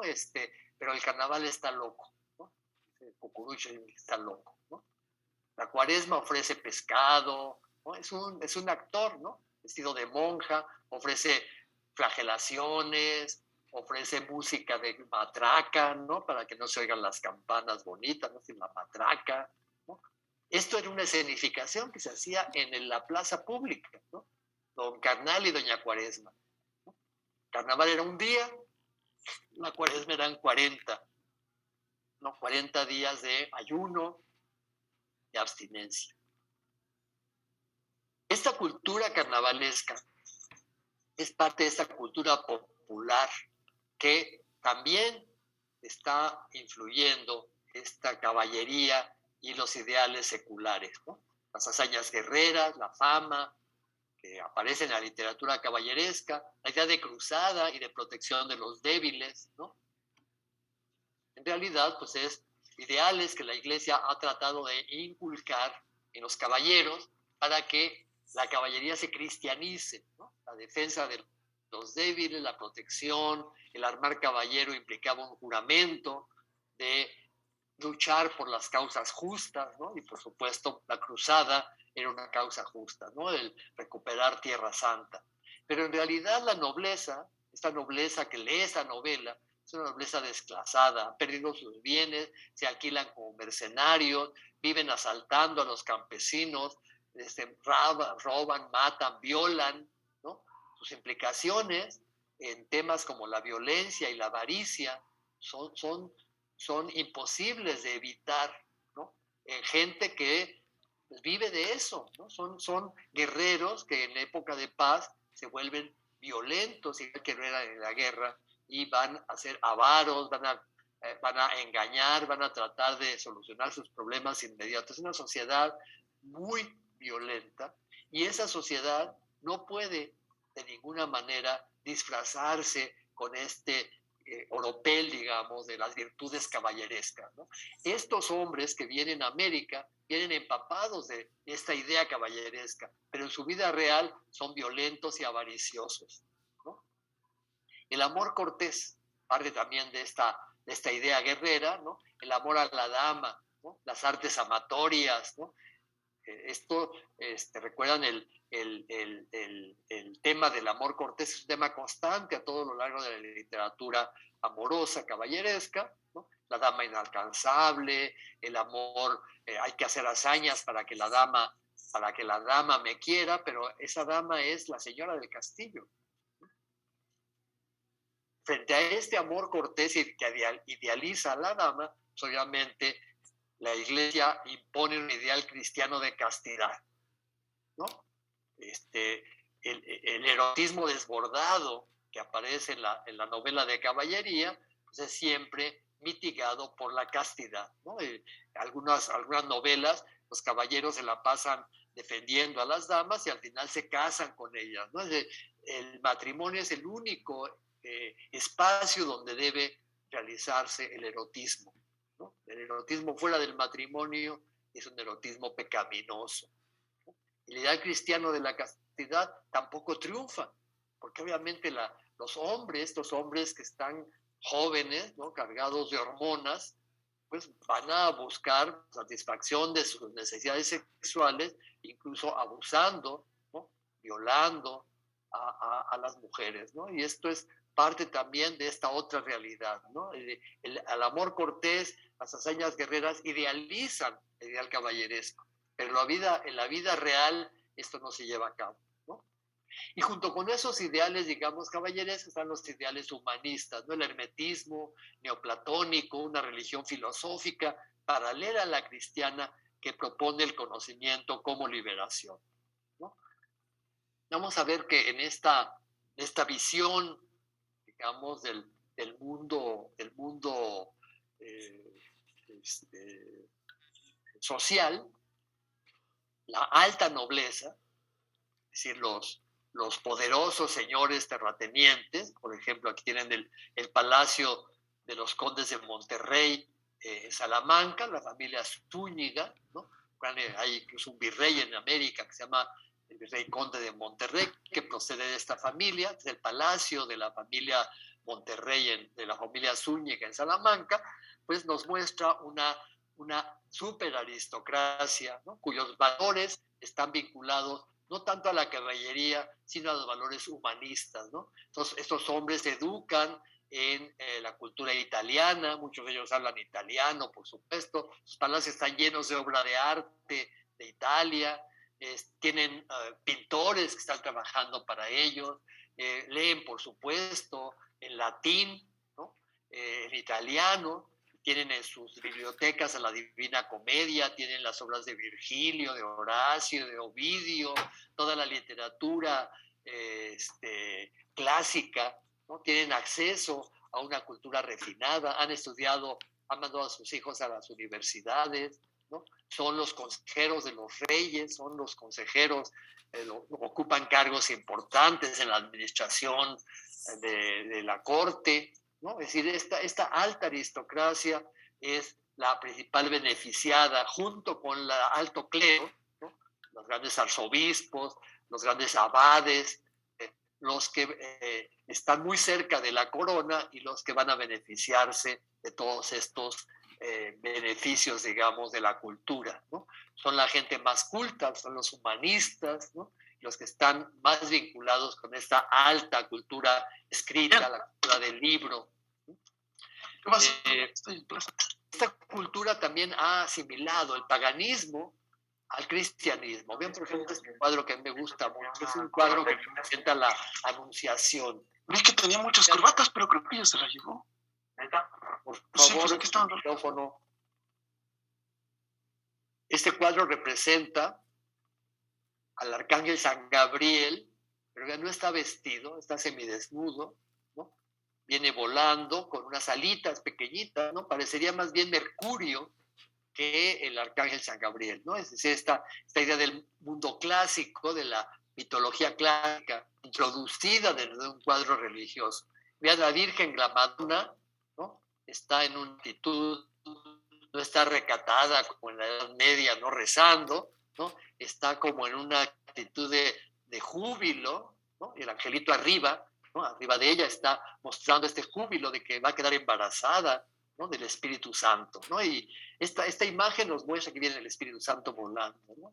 En esta imagen nos muestra ya la penetración de valores clásicos, de valores del mundo pagano dentro del mundo cristiano. Y estos cuadros están obviamente relacionados con esta alta nobleza y con el alto clero, ¿no? Aquí en la novela de caballería, ¿no? Es la portada del Amadís de Gaula, ya impreso en España, ¿no? Amadís de Gaula es un caballero llorón, se la pasa llorando toda la novela, ¿no? Y finalmente, pues, se casa, ¿no? Es una novela que finalmente fija los valores cristianos, pero exalta los valores caballerescos, ¿no? Recuerdan, estos valores vienen desde el rey Arturo, ¿no? Los caballeros de la mesa redonda, Lancelot, Percival, ¿no? Tienen a Lancelot pasando un río con su espada, ¿no? Y realmente sufre, ¿no? El caballero debe sufrir para llegar a conseguir lo que quiere, ¿no? Y lo que quiere no solamente es el amor de la dama, ¿no? La iglesia insiste en que el caballero debe buscar el santo grial, ¿no? El santo grial es un modelo, es un prototipo de la vida religiosa, de austeridad, de renuncia, ¿no? Pero vean también esta parte, el amor, ¿no? Aquí está un jardín de amor en el román de la Rose, que es el romance de la rosa, que describe un jardín donde la rosa crece, la rosa es la pureza, pero que es contaminado, digamos, por la maledicencia. Pero el amor debe exaltarse en la unión de los sexos, ¿no? Tienen a la mujer vestida de verde, que es la esperanza, trae la llave para entrar al jardín de amor. Y en el jardín de amor hay música, hay canto, hay escenas amorosas, ¿no? En un ámbito totalmente paradisiaco, con flores, frutas, una fuente de agua fresca, ¿no? Las damas y los caballeros están disfrutando del amor, ¿no? Pero del amor humano. La Iglesia esto lo considera pecaminoso, ¿no? Porque muchas veces estos jóvenes y estas jóvenes no están casados, por supuesto, ¿no?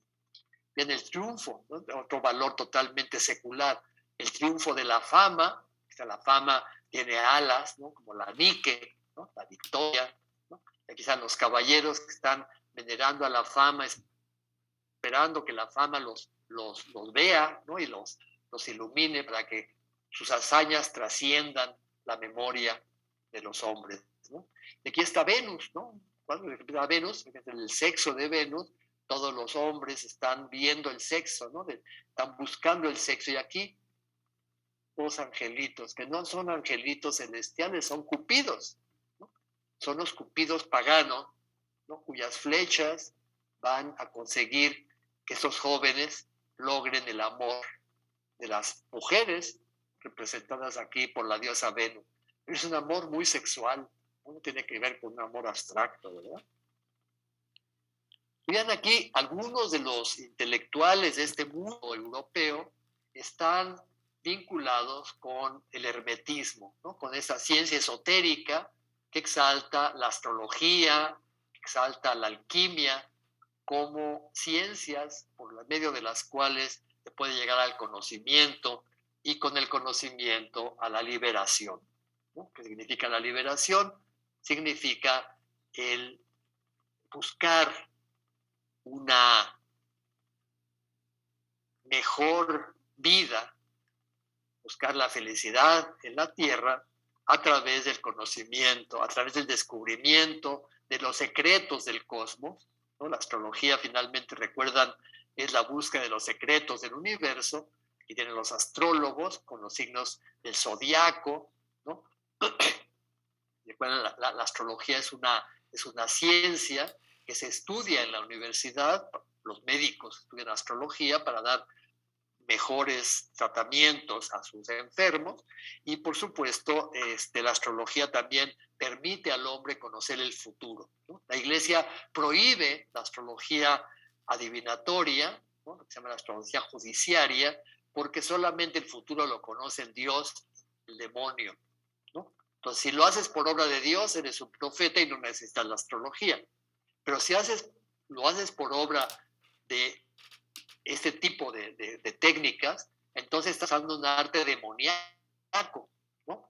Es lo que se llama nigromancia, es decir, una magia negra, ¿no? Una adivinación por medios demoníacos.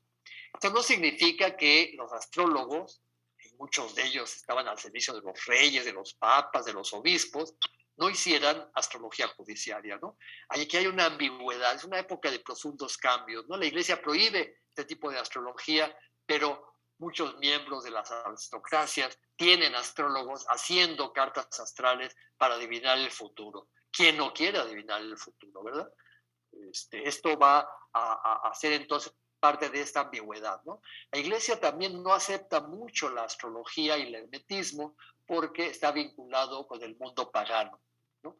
Descubrimiento de estos textos herméticos, los textos de Hermes Trismegisto, un sacerdote egipcio, que en la época de Moisés en Egipto había dado las bases de la astrología, igual que Moisés había dado las bases de la moral, pues era una forma de ver el mundo que contradecía las verdades católicas, ¿no? Es decir, la ciencia era una forma de conocimiento independiente de la teología, e incluso proponía una salvación paralela a la que proponía la Iglesia, pero no por medio de la fe, sino por medio de la ciencia, ¿no?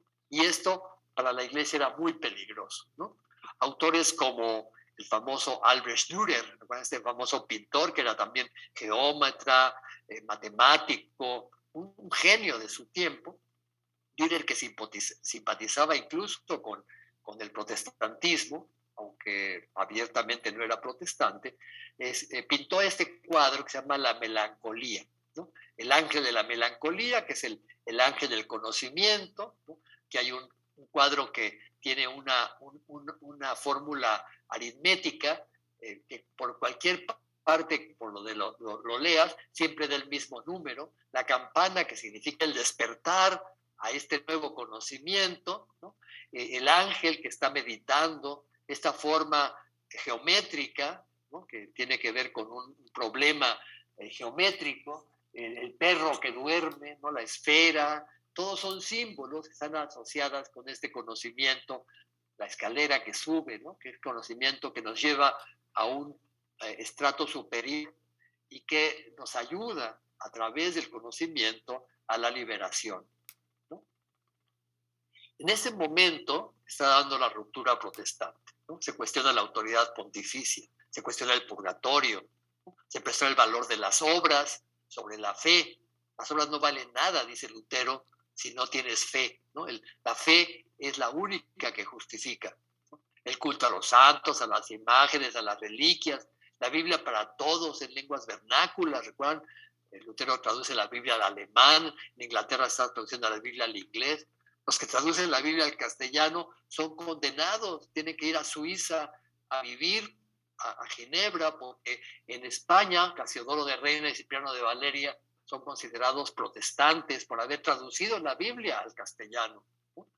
Y la traducción de la Biblia a las lenguas vernáculas implica alfabetizar, ¿no? Porque si es obligación de todo cristiano leer la Biblia, pues para leerlo hay que saber leer, ¿no? Y la alfabetización será básica en estos mundos, sobre todo en el norte de Europa, donde triunfa la reforma, que va a ser también origen de una expansión del conocimiento y de una gran diversidad de creencias, ¿no? La tolerancia es parte de este fenómeno que trae consigo el protestantismo, ¿no? Aunque originalmente las iglesias protestantes son tan intolerantes como la católica, ¿no? Persiguen, llevan a la hoguera, matan, pero a la larga el protestantismo, la ruptura que va a provocar, va a traer consigo tolerancia, ¿no? Recuerdan que mientras Lutero está poniendo sus tesis en Wittenberg, en esta iglesia de Wittenberg, en Sajonia, 1517, Francisco Hernández de Córdoba está pisando las playas de Yucatán, ¿no? Del mismo año, ¿no? En 19, cuando ya Lutero está ya abiertamente contrario a la Iglesia Católica, está llegando Cortés a las playas de Veracruz. En 21, ¿no? Ya el luteranismo es extendido por todo el norte de Alemania, ¿no? Y frente a esto, la reacción católica, ¿no? Obviamente la reacción católica es mucho más lenta, ¿no? Porque al principio se piensa que se puede llegar a dialogar, ¿no? Cuando surge Calvino en Ginebra, pues el diálogo es cada vez más difícil, porque Calvino es más radical todavía que Lutero, ¿no? Y cuando Enrique VIII se separa de la Iglesia Católica para crear su propia iglesia inglesa, ¿no? Pues ya el tema se politiza, ¿no? Y al politizarse, la mitad de Europa se vuelve protestante y la iglesia muy lentamente va reaccionando ante esto, ¿no? Muy lentamente. Bueno, el Concilio de Trento se reúne en la época de Carlos V, pues difícilmente puede organizarse porque Carlos V no está muy convencido, porque definir a los protestantes como herejes, a Lutero como hereje, es finalmente perder su control sobre Alemania. Él es emperador de Alemania, ¿no? El Concilio de Trento tarda casi 20 años, ¿no? Porque hay grandes etapas en las cuales se disuelve el concilio, vuelve a reunirse, hay epidemias, ¿no? Y finalmente, pues, se definen el culto a los santos, a las ánimas del purgatorio, las imágenes, la fiesta, el teatro, son medios fundamentales para las masas. Se atacan todos los principios que han definido los protestantes, ¿no? Y en ese momento, en el ámbito católico y en el ámbito protestante, nace la propaganda religiosa como un medio, como un instrumento de la crítica, pero también como un instrumento de las pugnas por el control político, ¿no? Nace la leyenda negra, ¿recuerdan? Bartolomé de Las Casas está imprimiendo su brevísima relación de la destrucción de las Indias, ¿no? Y esa obra va a ser fundamental para crear la leyenda negra sobre la colonización y la conquista española, ¿no?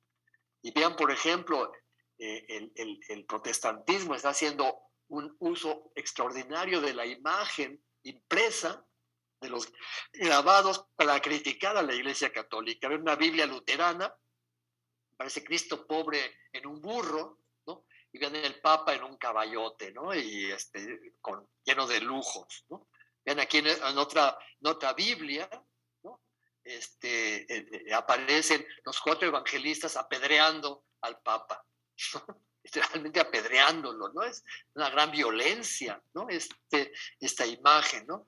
O vean, la Iglesia Católica está creando estas imágenes de la fe, lanzando a la herejía. La herejía son los luteranos y los calvinistas, ¿no? Lanzándolas con un látigo al infierno, ¿no? Y aquí tienen Hans Brosman, un autor católico, ¿no? Está pintando al monstruo de las 7 cabezas con los 7 grandes heresiarcas, ¿no? Lutero, Calvino, Melanchthon, ¿no? Los heresiarcas que están multiplicándose como las 7 cabezas del monstruo del Apocalipsis, ¿no? Vamos a ver, la Iglesia Católica utiliza entonces la fiesta como un instrumento básico de difusión. Aquí tiene la famosa tarasca, ¿no? La tarasca es un dragón que representa la idolatría, representa la herejía, ¿no? Representa al Islam, ¿no? Ese dragón se pasea por la ciudad con ruedas, ¿no? Obviamente no con patas, ¿no? Sino con ruedas, y sobre él hay personajes que hacen circos, que son los locos, la nave de los locos, ¿no? Y que precisamente al final de la fiesta, que es generalmente la fiesta del Corpus Christi, que se vuelve muy, muy, muy importante porque el cuerpo de Cristo, si la presencia real de Cristo, la Eucaristía, es una cosa que niegan los protestantes, ¿no? Entonces, este dogma de la transubstanciación será un dogma que la Iglesia va a imponer como el dogma más importante, junto con el purgatorio de la Iglesia Católica, ¿no? Porque los otros dogmas, los protestantes también los creen, ¿no? Los protestantes creen en la Trinidad, creen en la redención, creen en Jesucristo como Dios y hombre, creen en el infierno, creen en el cielo. Todos los dogmas no se diferencian mucho católicos y protestantes, ¿no? Los dogmas sobre los cuales se diferencian son el purgatorio, el cuerpo de Cristo en la Eucaristía, dogmas relacionados con el culto a los santos, a la Virgen, ¿no? Todo esto hace que la Iglesia Católica refuerce esos dogmas, ¿no? Y el tema del Corpus Christi será uno de los grandes dogmas. Y la tarasca, este dragón que representa la idolatría y a la herejía, será un tema fundamental en las fiestas del Corpus, ¿no? Vean aquí, por ejemplo, en estas 1593, este grabado y este cuadro representan a Cristo que está siendo literalmente exprimido, ¿no? en un lagar como se hace el vino, ¿no? Su sangre, aquí está recogiéndose su sangre, es la Eucaristía, ¿no? Si la sangre de Cristo está verdaderamente presente en el vino que se consume en la Eucaristía, igual que su cuerpo está presente en la hostia, ¿no?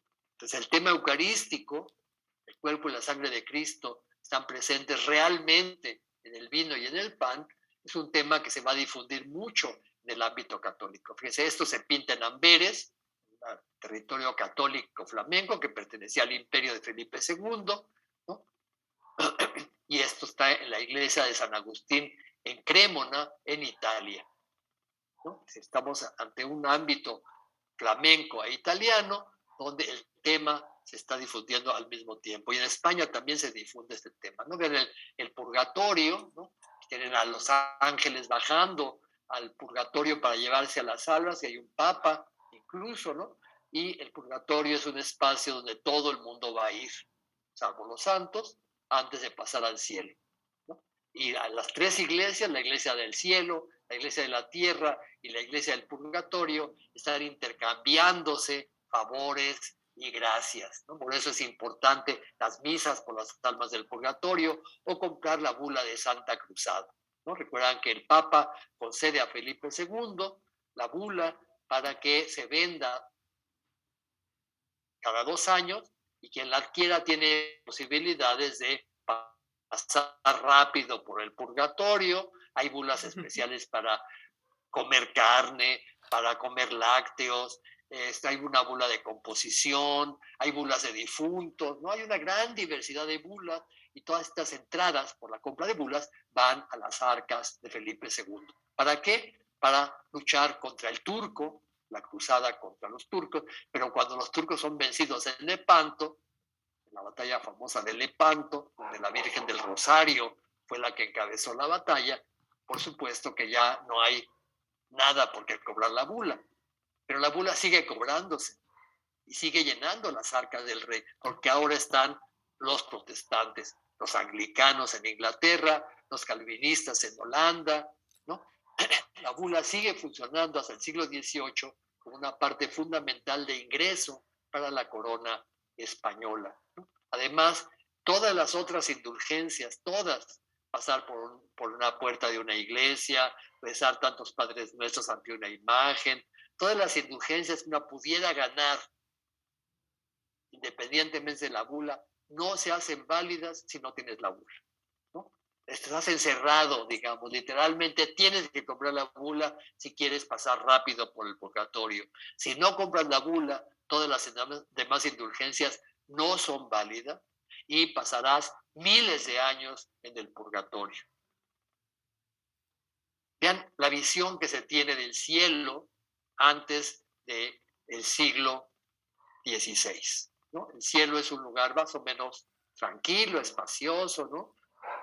Y el mundo, ¿no?, está pues esperando, digamos, ese espacio para ser llevados allá, ¿no? Las almas están llevadas al purgatorio, al cielo. Pero aquí es el infierno, ¿no? Vean, en 1527, Carlos V estaba luchando contra el rey Francisco I por controlar el norte de Italia, ¿no? Sobre todo la zona de Milán. Carlos V triunfa, consigue Milán, pero no tiene dinero para pagarle a los ejércitos. Los ejércitos comienzan a avanzar sobre Roma. En 1527 invaden Roma y saquean Roma, ¿no? Esos ejércitos estaban formados por gente de muy diversos orígenes. Había alemanes, flamencos, españoles, italianos, y todos estos ejércitos, una buena parte de ellos ya eran protestantes, ¿sí? A pesar de Carlos V. Pues llegaron a Roma y saquearon. Los palacios de los cardenales fueron saqueados, pintarrajearon el Vaticano, pusieron grafitis, aquí estuvo Hans, y esto conmocionó a la cristiandad, lo conmocionó, ¿no? El saqueo de Roma por los ejércitos protestantes de Carlos V fue uno de los más brutales hechos del siglo XVI, ¿no? 27. Esto provoca, por ejemplo, que el famoso pintor Miguel Ángel, impresionado por esto, pinta el fondo de la Capilla Sixtina. Ya había pintado el techo. El techo es muy armónico, pero vean el fondo. El fondo está lleno de angustia, ¿no? La Virgen María retorciéndose, Cristo como Júpiter, ¿no? En el juicio final, los santos todos desnudos, localizados como en nubes, ¿no? Vean aquí estos que están llevándose este Caronte que está golpeando a estas almas que están pasando por el río, ¿no? Esa famosa leyenda pagana, ¿no? De la barca de Caronte, ¿no? Que va por la laguna Estigia, son llevados al infierno, ¿no? Entonces, esto nos muestra una gran angustia vital. Es lo que está viviendo esta época, este siglo XVI, está viviendo una angustia, el mundo está rompiendo, ¿no? La reforma protestante está creando una ruptura en el mundo cósmico, ¿no? Los protestantes para los católicos se van al infierno, los católicos para los protestantes se van a ir al infierno, ¿no? Y el hombre medieval ha desaparecido. El hombre del Renacimiento es un hombre angustiado, es un hombre que está viviendo esta angustia que se ve en las imágenes, las cabezas de Juan Bautista, ¿no? En una gran difusión de este culto a la cabeza decapitada de este santo que fue el que anunció la venida de Cristo, que era primo de Cristo, ¿no? Ven aquí a Carlos V, 1555, después de haber consolidado su enorme imperio y de haber creado una unidad y de haber generado esta idea de que él era el emperador de los últimos días, el emperador que iba a traer la paz mundial, que iba a imponer el cristianismo en todo el orbe, su imperio está haciendo agua por todos lados, ¿no? Tiene luchas internas en España, está luchando contra Francia, está luchando contra los países del norte, está luchando en Alemania, ¿no? Y entonces decide renunciar, ¿no? Y renuncia y se va a un monasterio, posiblemente porque ya tenía síntomas de locura, como su madre Juana, ¿no? Y renuncia y la mitad de su imperio se la da a su hermano Fernando. Es decir, Fernando se convierte en el emperador de Austria, ¿no? Y muy pronto va a comenzar a asimilar a Hungría, a Bohemia, ¿no? Y este imperio austriaco va a ser importantísimo, vamos a ver, porque va a ser aliado del imperio español que hereda a su hijo Felipe II, ¿no? Y aquí tienen todas las monarquías que están bajo el imperio, ¿no? América, la monarquía austriaca, por supuesto, Bohemia, Nápoles, Sicilia, ¿no? Felipe II también va a heredar Flandes, ¿no? Y aquí tienen América ofreciendo la riqueza de América, África, ¿no? Recuerdan que muy pronto las colonias africanas de Portugal van a pasar a ser parte de la herencia de Felipe II, Asia, ¿no? Aquí tienen al turco, el turco vencido, ¿no? Y todas las riquezas del mar representadas por Neptuno. El plus ultra, recuerdan esa idea de que más allá de las columnas de Hércules hay un mundo y ese mundo ha sido dominado por el imperio, ¿no? El imperio español y el imperio austriaco, ¿no? Ambos están emparentados y forman parte de una monarquía universal que en algún momento va a llegar a dominar al mundo, ¿no? Pero claro, no muchos están de acuerdo con esto, ¿no? Mientras eso está realizando, recuerdan, Felipe II está proclamando la victoria de la fe verdadera sobre el Islam y está tratando de invadir Inglaterra, ¿no? La invasión que no se puede llevar a cabo porque Isabel no lo permite y porque la Armada Invencible es vencida por una tormenta, ¿no? Precisamente, ¿no? Dios mismo mandó una tormenta contra los católicos, ¿no? Están promocionando ya el heliocentrismo. Johannes Kepler está hablando de las órbitas elípticas de los planetas alrededor del Sol. Y Galileo Galilei, por medio del telescopio, ¿no? Está descubriendo las manchas del Sol, los cráteres de la Luna, y está confirmando la idea de que el Sol es el centro del universo. Se abren los espacios, no solamente a partir del descubrimiento de América, ¿no? Y los espacios cósmicos también se abren. Vean, el hombre que ha descubierto los secretos del cosmos a partir de la astrología, ve más allá de lo visible, está viendo las realidades inmensas. Giordano Bruno, ¿no? Recuerdan, hay un universo donde hay miles de millones de estrellas que son como el Sol y miles de millones de planetas que están girando alrededor de esas estrellas, por lo cual es posible que haya miles de millones de seres inteligentes, ¿no?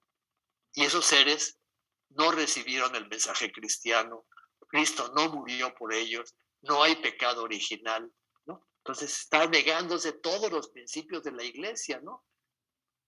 Y la razón va a estar guiada por la imaginación. Con esto terminamos nuestra sesión. Vamos a ver la próxima, qué pasa con Mesoamérica, ¿no?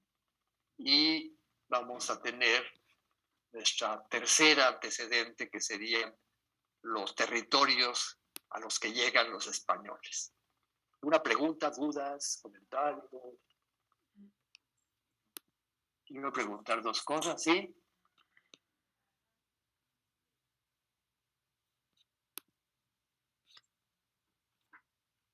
La diplomacia entre reinos, por ejemplo, negociaciones en Francia y en España, el idioma en común para entenderse es el latín, por supuesto. El latín es el idioma, ¿no? Aunque, claro, piensen, por ejemplo, que hay una gran plurilingüismo, ¿no? Carlos V habla francés, habla flamenco y, por supuesto, habla alemán, ¿no? Y habla castellano. Es decir, los reyes hablan varios idiomas, ¿no? Mucha gente habla francés e italiano, ¿no? El italiano es una lengua ya casi universal para esta época, igual que el castellano, ¿no? O sea, normalmente se habla en latín cuando no se entienden entre ellos, pero muchas veces los embajadores y los mismos reyes hablan en la lengua que todos entienden, ¿no? En francés, castellano, italiano, ¿no? Que son las lenguas universales, digamos, ¿sí? En el día a día del pueblo, ¿existe algún lenguaje en común en España? Bueno, el castellano se impone como la lengua generalizada, ¿no? En Aragón, incluso en la zona vasca, ¿no? En la zona de los vascos se habla euskera, ¿no? Pero la población, salvo en los pueblos allá perdidos en la montaña, ¿no? La mayor parte de la población en Navarra y en las zonas más cercanas a Castilla se hablan castellano, ¿no? Y por supuesto hay un gran bilingüismo, ¿no? Muchos hablan euskera y castellano, ¿no? Que son las lenguas, digamos, de las zonas. Igual pasa en Cataluña, ¿no? Cataluña, por supuesto, se habla catalán, pero prácticamente todos los catalanes hablan castellano, ¿no? Digamos, para comunicarse con el imperio, ¿no? Igual pasa en Galicia, ¿no? Los gallegos pues, hablan, o los portugueses, muchos portugueses hablan castellano y muchos castellanos hablan portugués, ¿no? Piensen, Isabel la Católica era hija de una portuguesa, entonces aprendió portugués desde niña. Isabel la Católica era trilingüe, ¿no? Hablaba portugués, castellano y por supuesto latín, ¿no? Y a través del latín el italiano. La aristocracia española hablaba italiano fluidamente porque leían en italiano, ¿sí? Entonces, estamos ante un plurilingüismo muy generalizado en estas regiones, ¿no? Después dice, la caballería se escribía en castellano, se escribía básicamente en castellano, la caballería, ¿no? Aunque también hay obras de caballería en italiano, ¿no? Y en francés, ¿no? Si la gente culta en esta época habla varios idiomas, ¿no? Leen varios idiomas, no importa que esté en italiano, en francés, la circulación de libros es internacional, ¿no? Y una gente culta, noble o un clérigo culto, tenían en su biblioteca obras en italiano, en francés o en latín, ¿no? La Trinidad Trifacial será que también fue condenada en representación porque recuerda al Cerbero del mundo clásico, pues puede ser, pero el Cerbero quedan con 3 cabezas, ¿no? Pero sí, la Trinidad fue considerada porque Cristo no es las 3 personas. No se puede representar con la cara de Cristo a las 3 personas, ¿no? Porque son 3 personas distintas, ¿no? Entonces hay una serie de discusiones teológicas para negar este tema, como la Trinidad Trifacial, como un tema de este tipo, ¿no? Ortodoxo. Los juglares hablaban también varios idiomas, dependiendo, ¿no? Piensen ustedes que tanto los juglares como los predicadores, ¿no? Que son, digamos, gente que anda en el ámbito internacional, ¿no? Hablan mucho con gestos, ¿no? La gestualidad es fundamental en la transmisión, ¿no? En lenguas que provienen de un tronco común latino, como por ejemplo el portugués, el castellano, el provenzal, el catalán, el toscano, ¿no? Todas las lenguas mediterráneas, finalmente se generan lo que se llama lenguas koiné, ¿no? Que son lenguas donde se meten palabras de las diferentes lenguas.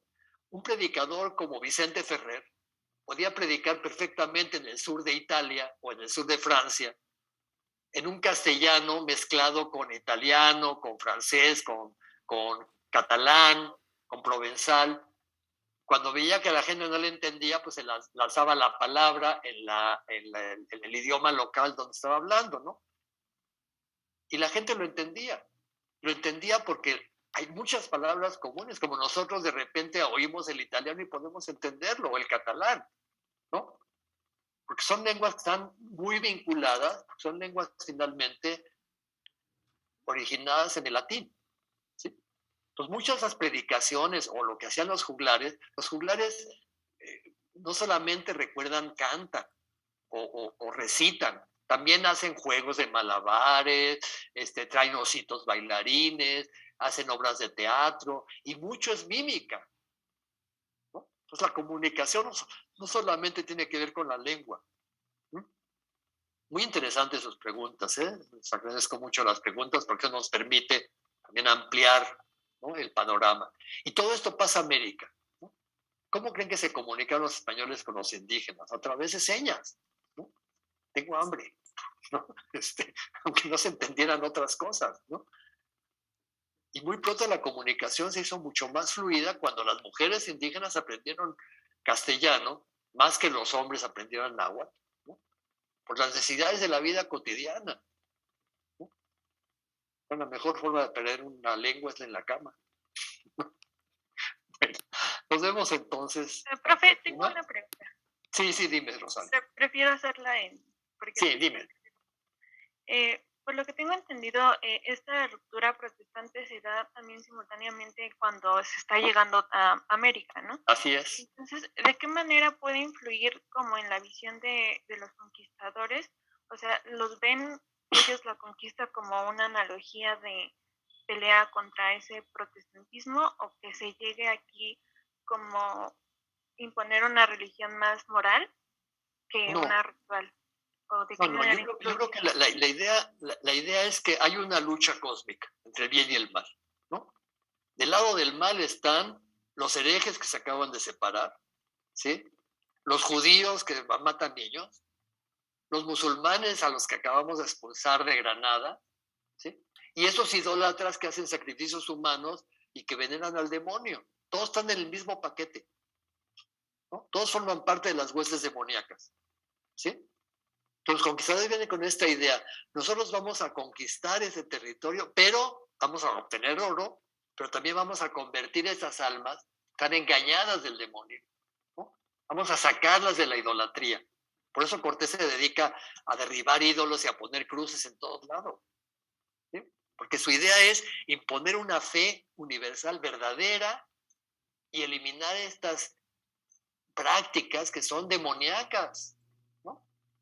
Ven el demonio por todos lados. Y en la batalla están ayudados por Santiago, que es un cruzado, ¿sí?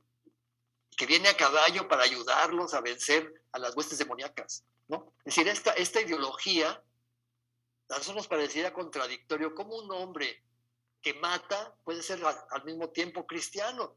Pues no, porque la idea de este cristianismo es una idea de cruzada, ¿sí? Es válido matar en una guerra santa, ¿sí? Pero al mismo tiempo, esa guerra me va a traer a mí la salvación, ¿no? Gracias a esta cruzada yo voy a obtener la salvación de mi alma, porque estoy luchando en las huestes de San Miguel, estoy luchando a favor del bien, ¿no? Estoy luchando en el ejército de Dios. Si se dan cuenta de la ideología, es una ideología donde guerra, cruzada y religión van muy unidas, no están en contraposición, ¿no?